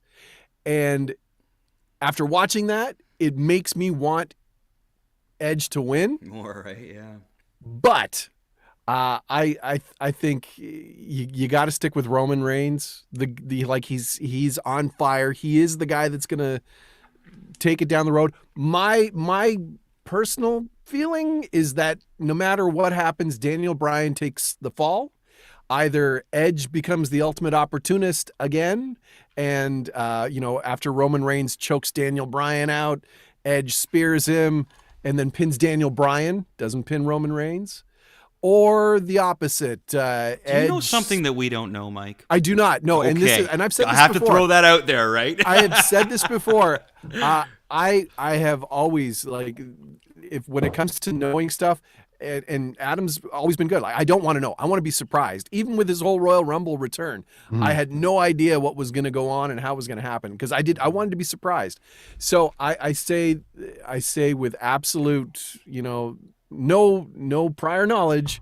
I think there is no scenario where Daniel Bryan doesn't get pinned because it will further Roman and Edge solo down the line and then open up Daniel Bryan to work with maybe Jey Uso. Like if Jimmy Uso comes back, maybe it's Daniel Bryan teaming up with who was it that just got Shinsuke Nakamura.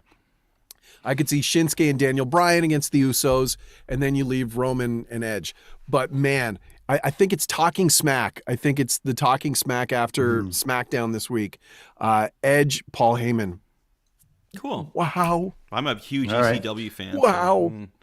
So. Okay, this is interesting. We predicted this before Christian left and went to AEW.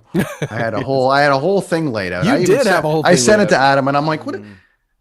Couldn't you talk to somebody? I have a great thing here. Anyways, I had him not winning and having to chase all next year when we're back in a stadium full of 70,000 people, and then they both win. That's out the window now. Yeah. So to your point, Caryma, yes, the idea of him coming back and getting the belt. I like that. I agree. Yeah. I agree. However, I still think it's a year early.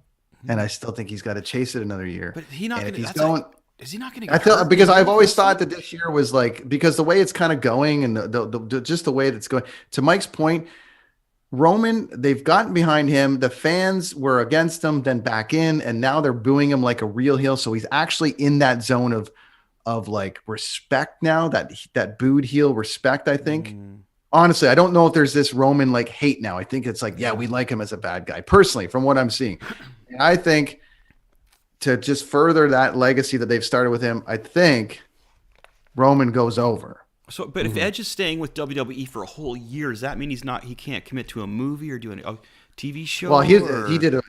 Mike can touch on the deal length that he did, but I think it's pretty long, anyways. I'm surprised they don't bring him back into DC because he was actually a DC character. Adam Smasher. Yeah. But I think it's going to be. I think there's going to be some fuckery there, and I think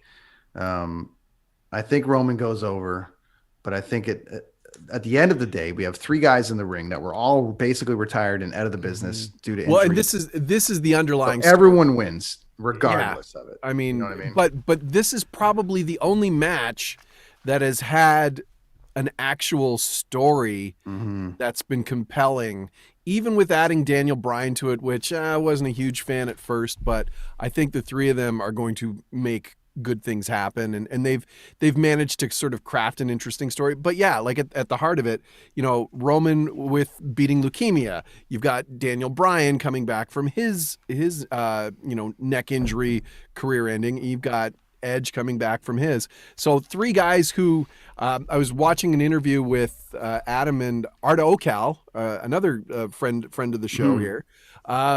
They were talking about this, and even Adam said, it's amazing to think that even 2 years ago, if you would have said that these three guys were going to be in the main event at WrestleMania, it's not going to happen. So that part of the story alone is compelling, but the way they've sort of crafted it, and I love how Edge has kind of got back into his, radar superstar, that kind of mean. Which leads me to believe it's too early. But Caryma, I love your point. I love him as if he's going to be heel. I love him as a heel champion. It's come on, fuckers. I love that side of it. But there's just a tiny part of me. And Adam, forgive me for this. I know the comeback has been forever, and I understand it, but perhaps it's still a year early. He's going to get it before he packs it in again, and I'm just wondering if that story builds to that. Either way, I'm happy with actually any outcome here because it's going to lead to amazing stories. So, but you know, the old sort of old school way of booking a show is you always send the fans home happy. And the only real happy way that you send the fans home is with the yes, yes, yes. I just don't see Daniel Bryan. I just don't see it. But remember how the other one Mania ended when Rollins cashed in? No one saw that coming. And then he cashed it, and that came out of nowhere. So who knows? Anyways, that's the quickest WrestleMania recap we could possibly do. At the real main event, Stone Cold, Chris Jericho. Yeah. Yes. Chris Jericho. Big boom. Man. Yeah. That's going to be incredible. That's going to be amazing. And kudos to I started a ruckus on one of those. My buddy John Canton runs the wrestling, the John Report Wrestling out of London, and it's a really busy wrestling site. And somebody was doing something, and I posted just what I touched on before. I said, furthering my theory that Vince owns a small piece of AEW, and everyone went fucking crazy on me. That's such a great comic book Marvel type theory, right? Like, I got it going, and I'm like, it's gonna come out. There's going to be some big thing in 30 years from now when wrestling's like when it finally ends. It's finally like no one's watching it anymore. It's all over, and here's what you need to know. It's like opening up the Alien file. All along. It's opening all along. Brett and Vince were in on it. Number 2. I had money in ECW. That's right. I liked what CM Punk had tweeted out earlier in the week, saying that it just goes to show that Vince fears AEW not, because the fact that he's cool with this, and I'm sure it's probably going to be skewed very WWE. I mean, let's face it, Chris Jericho had a pretty lengthy career in the WWE that you could do an entire Broken Skull session strictly on. I think AEW will be a part of it. I don't think they'll shy away from it, but I'm pretty sure that, you know, Vince made fairly clear that it's, you know, we can talk about it, but let's not linger on it. How old is Vince now? How old is Vince now? I think he's 81. Imagine having a conversation with him now would be just like, what? Because he's so busy. By text. What's that? Like it was by text on Austin's like, are you sure that's okay? And Vince is like, thumbs up. God damn it, pal. I gotta say, like, a conversation with Vince now would probably be pretty, like, person to person, would probably be a pretty odd one at this point in time. Hey, man, there was video that was released of him working out and doing, like, some crazy squat with an insane amount of weight. And it's like, man, that dude is, like, he can still lift. And love him or hate him, like, at the end of it all, like, he's a smart guy when it comes to, you know, business. I just hate the way he shuts our videos down, Mike. Like, especially that one of yours that was your personal moment. Like I was happy for you, not like anybody in the WWF. We've got a lawyer on here and now. And they shut us down in the morning. They did. So we get him. We get played him. like just things for Mike, and he was in these videos, and Vince shut us down like within hours. Man, it wasn't Vince. It was Vince's people. Let me have it, Mike. Let me have it. just let me have it, Mike. I don't want to be mad at the wrestlers. I don't want to be mad at any of them. You've got some questions you've got a couple of wrestling questions for Mike, and then we're getting down to the end here. Oh yeah, well these are they're kind of long ones. How do you want to do this? Like well, Mike can go in depth on a few of these questions. Well, we got wrestling questions in general here, Caryma. Let's see if you can get in on these too. No, because these are personal. This is Mike. Like these are like for Mike because it's like, oh good. Well, who should we go to list? Oh, actually, okay. So check this out. Do you listen to anybody on YouTube, Caryma, that does wrestling reviews or anything like that? No, I follow the subreddit, Squared Circle. Okay, well, that's kind of like the question I was asking. So what my big question, because I like Brian Zane and I like Hannibal, and I was just curious who you wrestling fans nowadays got your info from, because like I miss everything. You know what I mean? Like I'll be watching something, or I'll be teaching or doing something else or working on a page, and then I got to get caught up. So I go to these certain guys for reviews and interviews on things. So I was just wondering who you guys go to. Busted Open for me. Busted Open daily because they do a daily podcast, and it's Bully Ray and your buddy Tommy Dreamer. Tom, it's your buddy Tommy Dreamer. It's Bully Ray. Tommy. They bring those guys in, and I'm like, listen, I don't, if there's probably not too many people smarter than Bully than Bubba Ray. So like if he's in on something, and I want to know what he thinks. ECW. I'm in on all that. So for me, it's that, and then I read John Canton. I think his page is the John Report is fantastic. They do really great. When I'm touring and I can't watch Raw, I read everything. I find it hard to watch the whole thing, or I don't have time for it, or I have it on in the background, right? So I was just yeah, they break it down. Caryma, what do you do to Reddit? Do you watch anything else, or do you read anything to get caught up on wrestling? Yeah, how do you get your wrestling info? Primarily Reddit, because that like just compiles all of this different sources for me, right? Nice. So that's my. I almost bought. That would be the lawyer way to do it too, right? It's just there's your info. We got it. We're in. We're out. Because you work for me, and then yeah. No, the squared circles. The squared circle subreddit it's phenomenal. It's really good. Let's Reddit. 411mania.com. I tend to back in the day. I think it was Scott Keith used to do the net cop rants. I think that was his name. He used to do all the pay-per-view reviews with stars, 3 stars. There's a guy now that does it, Tony Acero. He does the pay-per-view reviews. There was another guy. I'll have to look it up. Okay, hold that. Raja.wwf.com has been around since like 98. So the other question I was going to mention, if we move on. So Caryma, a wrestler that you can't stand. I could never stand Captain Lou Albano.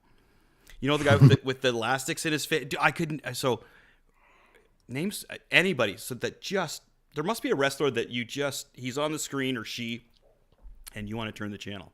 It's like that song you hate, right? When that band comes on the radio, you change the channel. I don't want to be mean to anyone. No, but I know, right? I really don't like Dolph Ziggler. Nice. I dig that. I beat the crap out of him on my video game regularly. I get that. Mike? Okay. He was maybe a nice person. I don't know. No, but I get the same thing. Like, I just, do you remember Captain Lou Albano? He came up with Cyndi Lauper, like back at this is WrestleMania 1. He had like elastics in his face. He would pin them in there, and he's a big chubby guy. And I don't know. I never understood why everybody liked him. I couldn't wrap my head around characters. that. Back then, it was all about characters. And Kip Sabian. I don't like Kip Sabian from ECW or AEW. Kip Sabian. No. You're stuttering, Mike. Come on, man. Spit it out, buddy. This pains me. The Miz tends to do that to me. Really? Wow. Okay. But I like Miz. And he's doing it right. Have you met him, Mike? Have you met the Miz? I've met Miz. Yeah, have you had a beer with him or anything like that kind of thing? No. He was. Yeah, he's a good dude. Yeah. But just strictly if I'm watching, Miz or Baron Corbin, which also sucks because I remember Baron Corbin in NXT and he was cool when he first came up, and the audience would count from the time the bell rang. They would count, and he would beat his opponents within 30, but they would count down his wins, but he's. For all the hate that everybody has, like they say there's good heat and there's bad heat. Mm-hmm. I think it's good heat. Like if you hate him because he's generating an emotion. Yeah. I'm tired.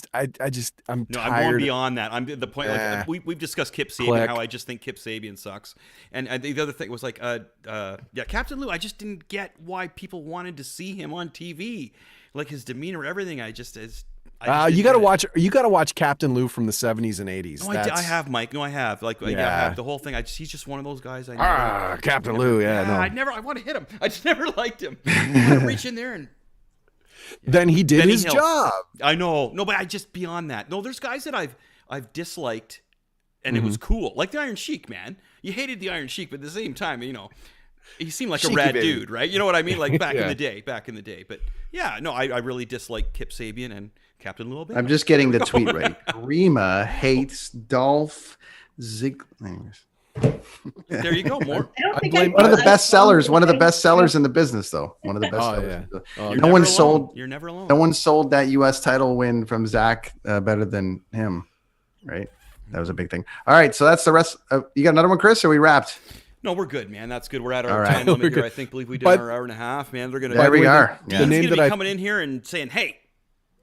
Enough of the wrestling nerd talk. No. The name that I I feel bad that I didn't remember. A columnist. His name was Larry Zonka. He was with 411 Mania. He passed away last year. I loved reading, and he was actually one of the sketches that I wrote for season 1 of the E&C show was based on a meme that he would always refer to in his columns when it was something nonsensical that happened on Raw, and it was a picture of Vince, and it was the meme was, why? Because fuck you. That's why. And so I had written before. and I loved that. And so I wrote this opening sketch for Jay, who did an amazing Vince McMahon. And it was a press conference with a whole bunch of internet journalists and nerds asking him all these sort of questions that were all real smart Mark type things. And his answer was, why? I'll tell you why. Because fuck you, that's why. So, and that was because that's from Larry's columns and what he used to do that meme. So, do you watch Brian Zane at all? Do you watch Brian Zane at all?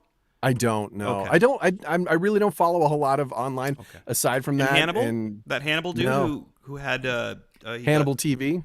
Yeah, he got screwed up from what was his name there? Oh, Abdullah the Butcher. Abdullah the Butcher, yeah. Okay, I wasn't sure because those guys are deep. We're going very. That's a now. whole other episode. Sorry, isn't it, Mike? Is that not a whole other episode? Those two guys, man. Yeah, I'm sure that'll be a Dark Side of the Ring episode at some point. I bet it will, buddy. Yep. Caryma, I want to. You got a podcast coming out and a few things. Can you walk us through what your plans are here coming up? I want to outside of the wrestling talk. What's happening with Caryma?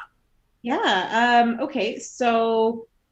It's something of a variety show. I'm still working out the notion, but I do editorial comics on sort of topical news very items. good. We're going to show some of them on here, actually. We've been looking at them on the side screen here. Awesome. Good job. Yeah. So the idea is to do a deeper dive because, I will sometimes scratch the surface on an issue, but there's sort of stuff you don't know that maybe you should know. And so that's the idea or the theme of the show, the program. I'm hoping to bring people who are experts and kind of break it down in a way that is not academic, but functional.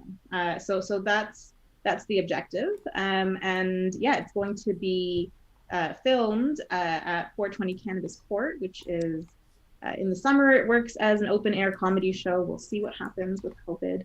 But I'm hoping to get some funny people on there as well. That sounds great. Hey, I'm a funny dude. I will be on your show anytime you want. I'm a comic book artist. And I was just going to say, if you ever, I was looking at your stuff here. If you ever need any like classic Marvel type artwork, I am your guy.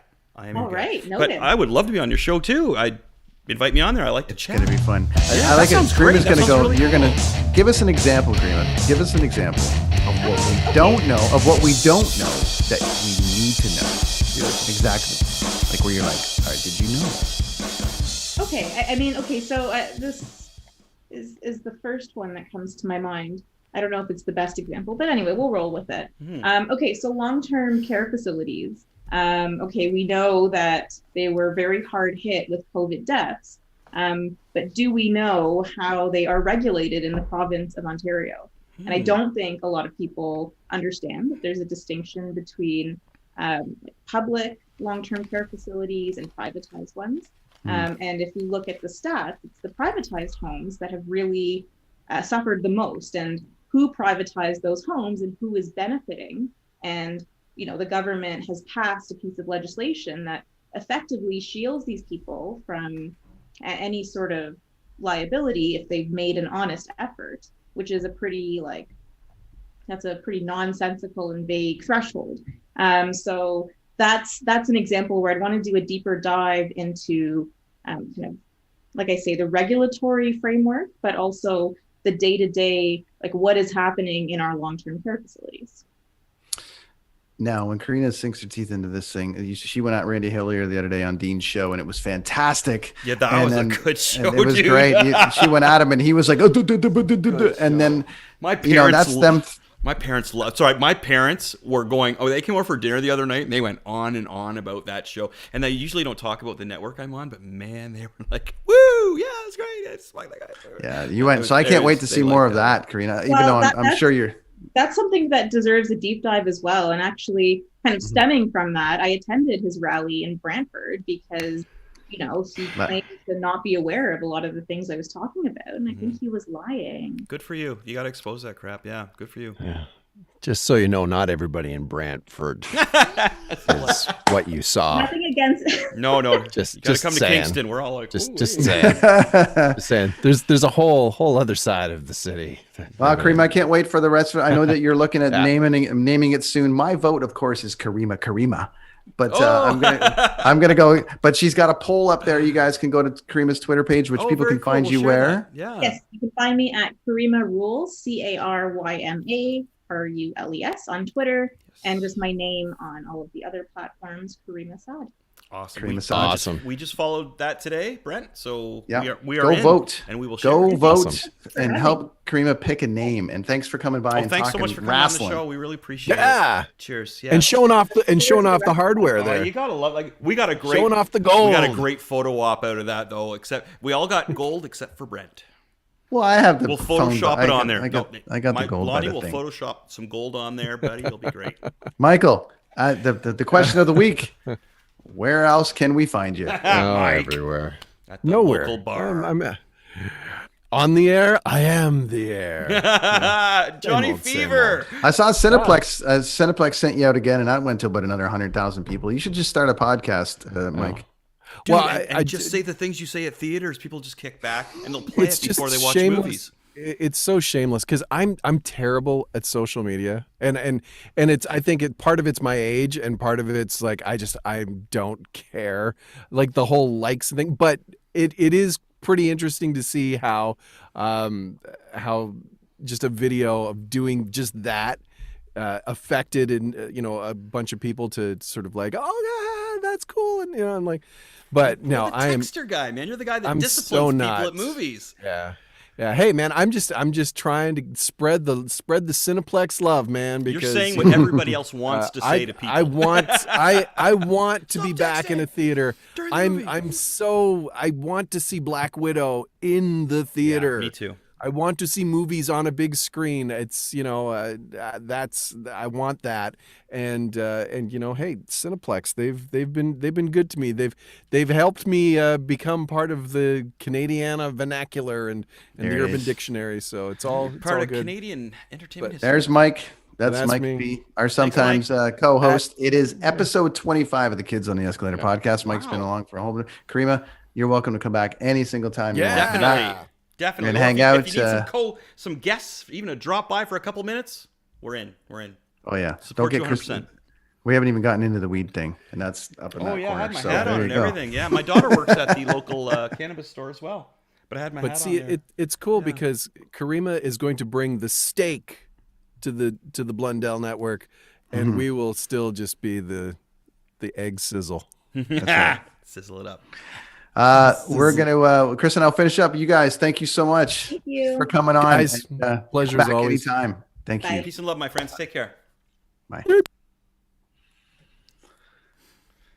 Episode 25. Wow, that's a lot of stuff. That's a lot of shows. It's good. That's a lot of shows. That's a lot of shows, man. That's a lot of. I mean, we've been, that's a lot of views. That's been a lot of guests. It's a lot of good times, man. Like we're gonna have to do like a tweet where we drop names and we shout out all the guests because man, I was going through in my head the other night and it was like, damn. Actually, no, I was talking to my neighbor about, and he's hopefully listening to this podcast because he's been listening lately. Yeah. His name's Andrew. He lives next Andrew. door. Yeah, Andrew. Andrew runs a gym out of his garage. I think I've mentioned him to you, Brent. And he's a fitness trainer. He trains people. So, Andrew, hope you're listening, buddy. Hey, buddy. You're a new Train listener. us. Train Chris. Chris Train wants some No. training. Now, get Taylor over there, not me. Not my. We joke though, because he'll be out there with his buddies lifting weights and stuff, and I'll be cutting the lawn, drinking a beer, and like, nah, man. And he'll joke, come over and try this. Like, nope, this is my exercise right here.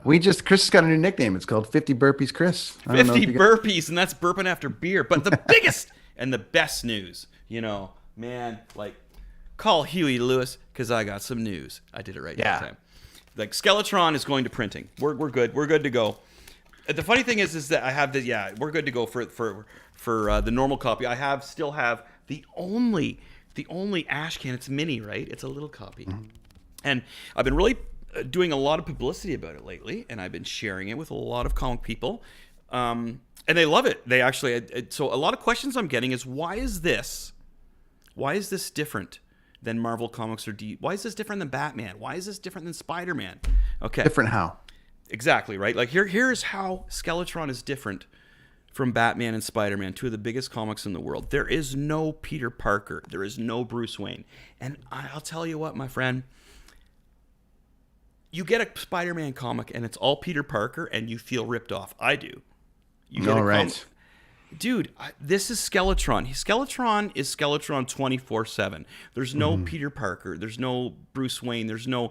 I akin it again to The Walking Dead. Now, there's no superheroes in Walking Dead, but they're on 24/7, right? Like, there's no, like Rick Grimes, man. Like, he doesn't turn it off. He's Rick Grimes 24/7. Now, the thing that the comic readers are not liking these days is that comics are 30 pages long. You're paying $7 for it. And you're getting like 15 pages of real action and what you want to see. Everybody's this goes back to our buddy last week for Indie Music Week. What a great gentleman. Dale Hurts. Yep. Dale Hurts. And I mentioned it to Taylor and she's like, oh my God, man. Like, wow, you had him on the show? He gets it. Breaking songs down to 30-second songs, half-a-minute songs. You know what I mean? And my daughter was the one that turned me on. And was like, yeah, that's like, this guy knows, man. Like, so I'm kind of doing the same with my comic book. There's no downtime, man. Like, it's like, you're not going to flip a page and find, and now he's going to college and he has trouble with his girlfriend. To me, that's bullshit. My biggest problem with the new Spider-Man movies is when he's in school. And I get it. You're appealing to the younger audience. They want to see it. And I've had this discussion with lots of kids, teenagers, younger kids, because I'm a teacher as well as a comic book artist. And they're like, oh, I really liked Spider-Man. And I liked when they went to school. Whereas I'm like a seasoned vet, read forever. No, I don't want to see that. So this is for the readers who have been reading for a long time and want to see action. They get to it. Do it. Let me see it. Great art. Great, like, boom, man. Bam. Totally. Classic. And you got there on Patreon, which is amazing, which means people are following, supporting, liking. Dude, amazing. Shout out to you. Shout out to Betty. Shout out to Gary and Dorothy. Those are my top tiers right there. And thank you very much. Support the cause. And there's more too, but like those are the big ones, right? Yeah. But we did it, and I'm very excited. I can actually tell people now that I am a comic book artist again. And the funny thing is, Brent, is you know me for a long time, right? So I went to the Joe Kubert School, and I took about a decade off, and I played in a band. I am now back to where I was. Like, dude, did you see the new Joker Batgirl picture I did? Yeah, it's wicked. I studied all week to do that. So what I did, this is the beauty about being a musician or an artist. You're never too old to learn. So what I did is I took the week, and it's funny too because you'll notice because I won't be on social media a lot. You won't hear from me. And I'm studying. And what I did was I got my comic books out, and I went through the ones that sucked. And I looked at the art from the 90s when it was oversaturated. Okay, and I looked at that art, and then I grabbed like John Byrne stuff, who Ken and I bonded on over our comic book podcast, right? Yeah. Todd McFarlane. I'm studying for a week. I'm just sitting there looking, going, why does this suck, and why is this good? And I'll tell you, buddy, I at the end of the week, I was like, okay. I said to my wife, what should I draw? Like, give me something. Because you can't pick your own, right? After studying, you should really ask, if you're studying music, studying drawing, studying anything, ask somebody to pick something to do to test yourself. Don't pick it yourself, man. So Lonnie said to me, I want to see Batgirl and Joker. And I was like, okay. It started out more Batgirl than Joker, but man, doing that Joker's face, right? Oh my God. And I hit another plateau. And the funny thing is that I posted it and I got twice as many likes, twice as many views. So it worked. You know what I mean? So you're never too old to learn when you're in the entertainment industry. I can't suggest that for accounting or anything because I'm not an accountant. You never stop. It never, listen, Okay, I get asked all the time about shows and all the rest of it. And I talked last week to a bunch of students at Durham College, and they're all like, oh, you did this, you did that. I'm like, here's the thing. I've got a theory about what I do for a living, but I think it applies to absolutely every single profession. If you set goals for yourself and you go and achieve those goals, it's going to be a work to get there. Now, some people are lucky. Some people some people get the funding and they can go right through school, and by Dude, 25 years old, they hit it. But some people have families who are just like, oh no, go ahead. Yeah, go totally. ahead. But the grinders, the people grinding, we talked I about like it that term. with Adam and all these, with being at WrestleMania 6. Dude, and then me and he you, had this, like, you and I, like I've kids. slept on couches, like everything is going through the thing. So I'm talking to the kids at Durham College, and they're like, what was your favorite show? Or when did you know that I like to tell the story, but when did you make it? And I think we talked about this a little while ago. When do you either make it as an artist or make it as a musician or whatever?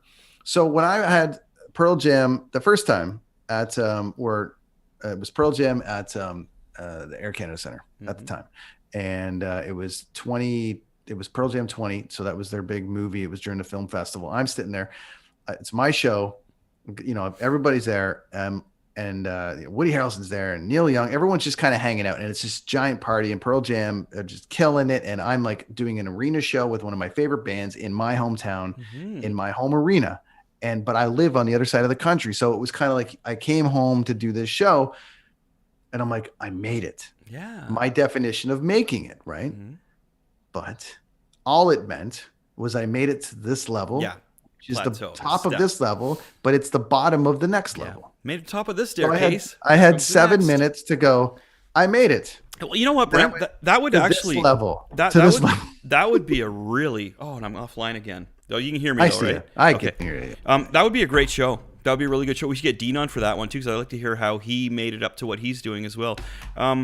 Yeah, you know what? That was me. I keep hitting a chord here, and I keep cutting. That's your chord in your thing, and it's in your thing. But I've had a series of those moments where it's like, I hit Wembley. Like I got a picture of Wembley. I've got things of significance on my wall that I've hit. But it was like just because I did Wembley, that was a dream of mine to do Wembley. But I have done, I've done 100 stadiums now. But someone else has done 500. And someone else has done 1,000. I've done probably closer to 150 or 200 now over the course of the last little bit. But Wembley was I got to do Wembley to tag it off the list. But I've done more historic things. I've done more, but these were just personal things for me. Yeah. Madison Square Garden, Wembley. And then, but they're all big things, moments for me, but they were all the bottom or the top of one level and the bottom of the next level. Yeah. I'm kind of in the middle now. So I've because I'm going both, but there's always somebody that does it bigger and better. Oh, well, so just because I do a stadium show I'm doing a stadium show. I'm just saying, just because I'm doing a stadium show with 35,000 people, someone's going to do a stadium show with 85,000 people.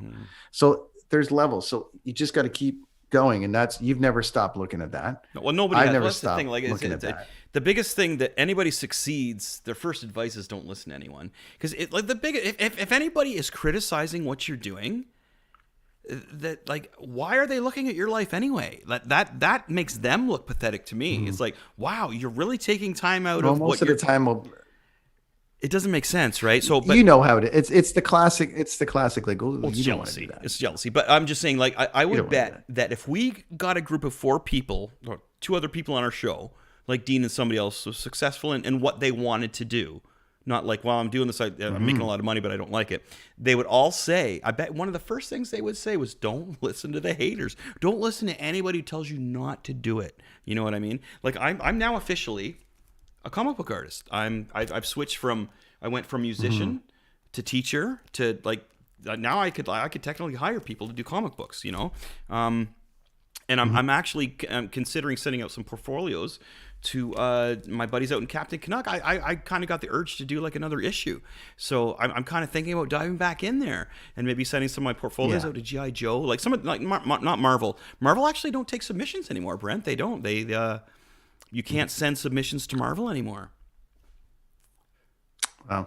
Yeah. But anyway, we've done 2 hours. The funny thing is I don't even know. I mean, how does that even work? I mean, we talked to Darren last week about bands and musicians, but what I'm saying is like somebody like yourself that's like an amazing artist, but I'm like, to what we just talked about. Sure, you put out a comic book, but how do you get your stuff to DC and Marvel and have it? I got Image above everybody else. See, I'm taking the Walking Dead plan. Image Comics is basically still an independent company. They have Spawn, Todd McFarlane, man, the Todd father. Like He's like an artistic god to me. I named my character after him, Todd Kirby, right? So Image is the one that I want to go to. I've stoked this out too. It's so funny too because, again, man, it's like steps, right? Okay, well, I started this and was like, I remember going online going, hey, it's a lockdown. I'm going to start a comic company. No, you're not. Yes, I am. You know what I mean? Like, you know, and my reply to all those people is, you're dumb. Because it's just... Do you think someone told Emily Van Camp that she can... Yeah, exactly. Right. Exactly. Like all these people, like anybody who is dissing anybody doing what they love, you're dumb. I'm sorry, but Stop it. Yeah, you're just Stop dumb. it. Yep. So, dude, You're just wow. you don't have any goals or dreams yourself, so there you go. We've officially hit 2 hours. I guess that's our go. max limit. We gotta thank some things. We gotta thank some people. We gotta thank Brent, some time. you know what? Okay. I use blue microphones. Do you? Because you know what? Turns out I do. Well, here's why. Right there. Blue microphones. Our friends.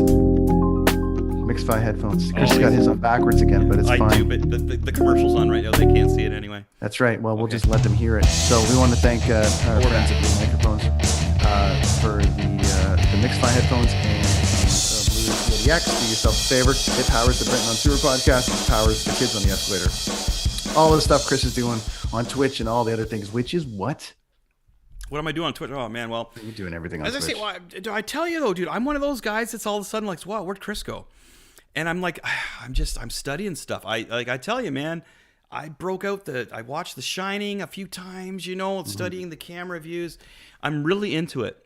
I really am. You remember when we wrote songs? I studied songs and I sold songs and I broke through. Ontario tourism, man. Like I sold some big songs, man. Woohoo! So I want to do the same thing with the comic book. And I study it and I love it. I dive into it, Brent. I do. Thanking our friends at DeanBlundell.com and the network. You're going to see lots more video content coming from them over at DeanBlundell.com. We've got a whole, there's a whole video platform on its way over there. So, weekly shows, everything. Make sure you go tune in over there. He's putting out some killer content right now, and he's causing a ruckus. He is, and it's daily, awesome. Which I love. Dude, when my parents are in their 70s, and they love it. They're just like, yeah. Like, as they're talking about it, they're doing the fist thing, right? Yeah, but the thing is that they don't. Like the thing is, and I want to touch on just the fact that he offered a platform. So number one, he offered a platform for people to come on and speak. If they don't want to come on and speak, then that just speaks to everything that's going on. So, I thought they did a great job with it. Him and Lachlan and Lachlan's all the guys, awesome, dude. All the guys, that were talking on that show, and Caryma and it's great. And was Darren on that one? Well, Darren started on that one, but he didn't, right? And then, the funny thing about Darren, I think he jumped. I think he jumped after, but you can't talk to Darren about Goldfinger. I've totally learned that. Sorry, Darren. Well, James DiFiore was on there too. Everyone was on there. It was good. And anyways, they're doing some great stuff. Go join them over there, and everything else that's on the network. There's so much great content coming out of there right now. Leaf shows, Canuck shows. Dean Blund Network is the our shit, show. Dude. It is the shit. So I would love to get him on here and somebody else and just talk about. We're always so like, woohoo, it's fun.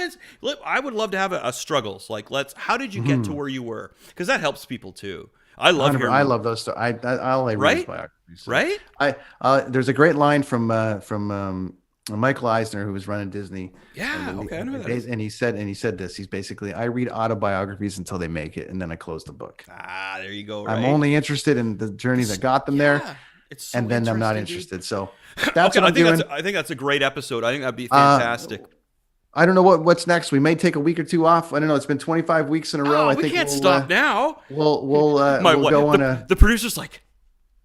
No, we'll do something. We got a couple plans. There's a review show on the way of all the 25 episodes so far. Oh, a clip show like Seinfeld. Yeah, did. We got a clip show. We got lots of stuff coming up. So clip show. The jury's out as to whether we'll be back next week or the week after. But regardless, pick up Skeletron, listen to us on the Dean Blundell Network, leave a review on Apple Podcasts. I'm going to drop that in this week. Leave a review. If you love what you hear, if you like, only if it's good, man. I don't want to hear any dissing. Put the shit on there, but put the shit on there, but make it 5 stars. Right. That's Chris Machete. The other guy. That's Brent. This has been the Kids on the Escalator podcast, episode 25. Good times. Red.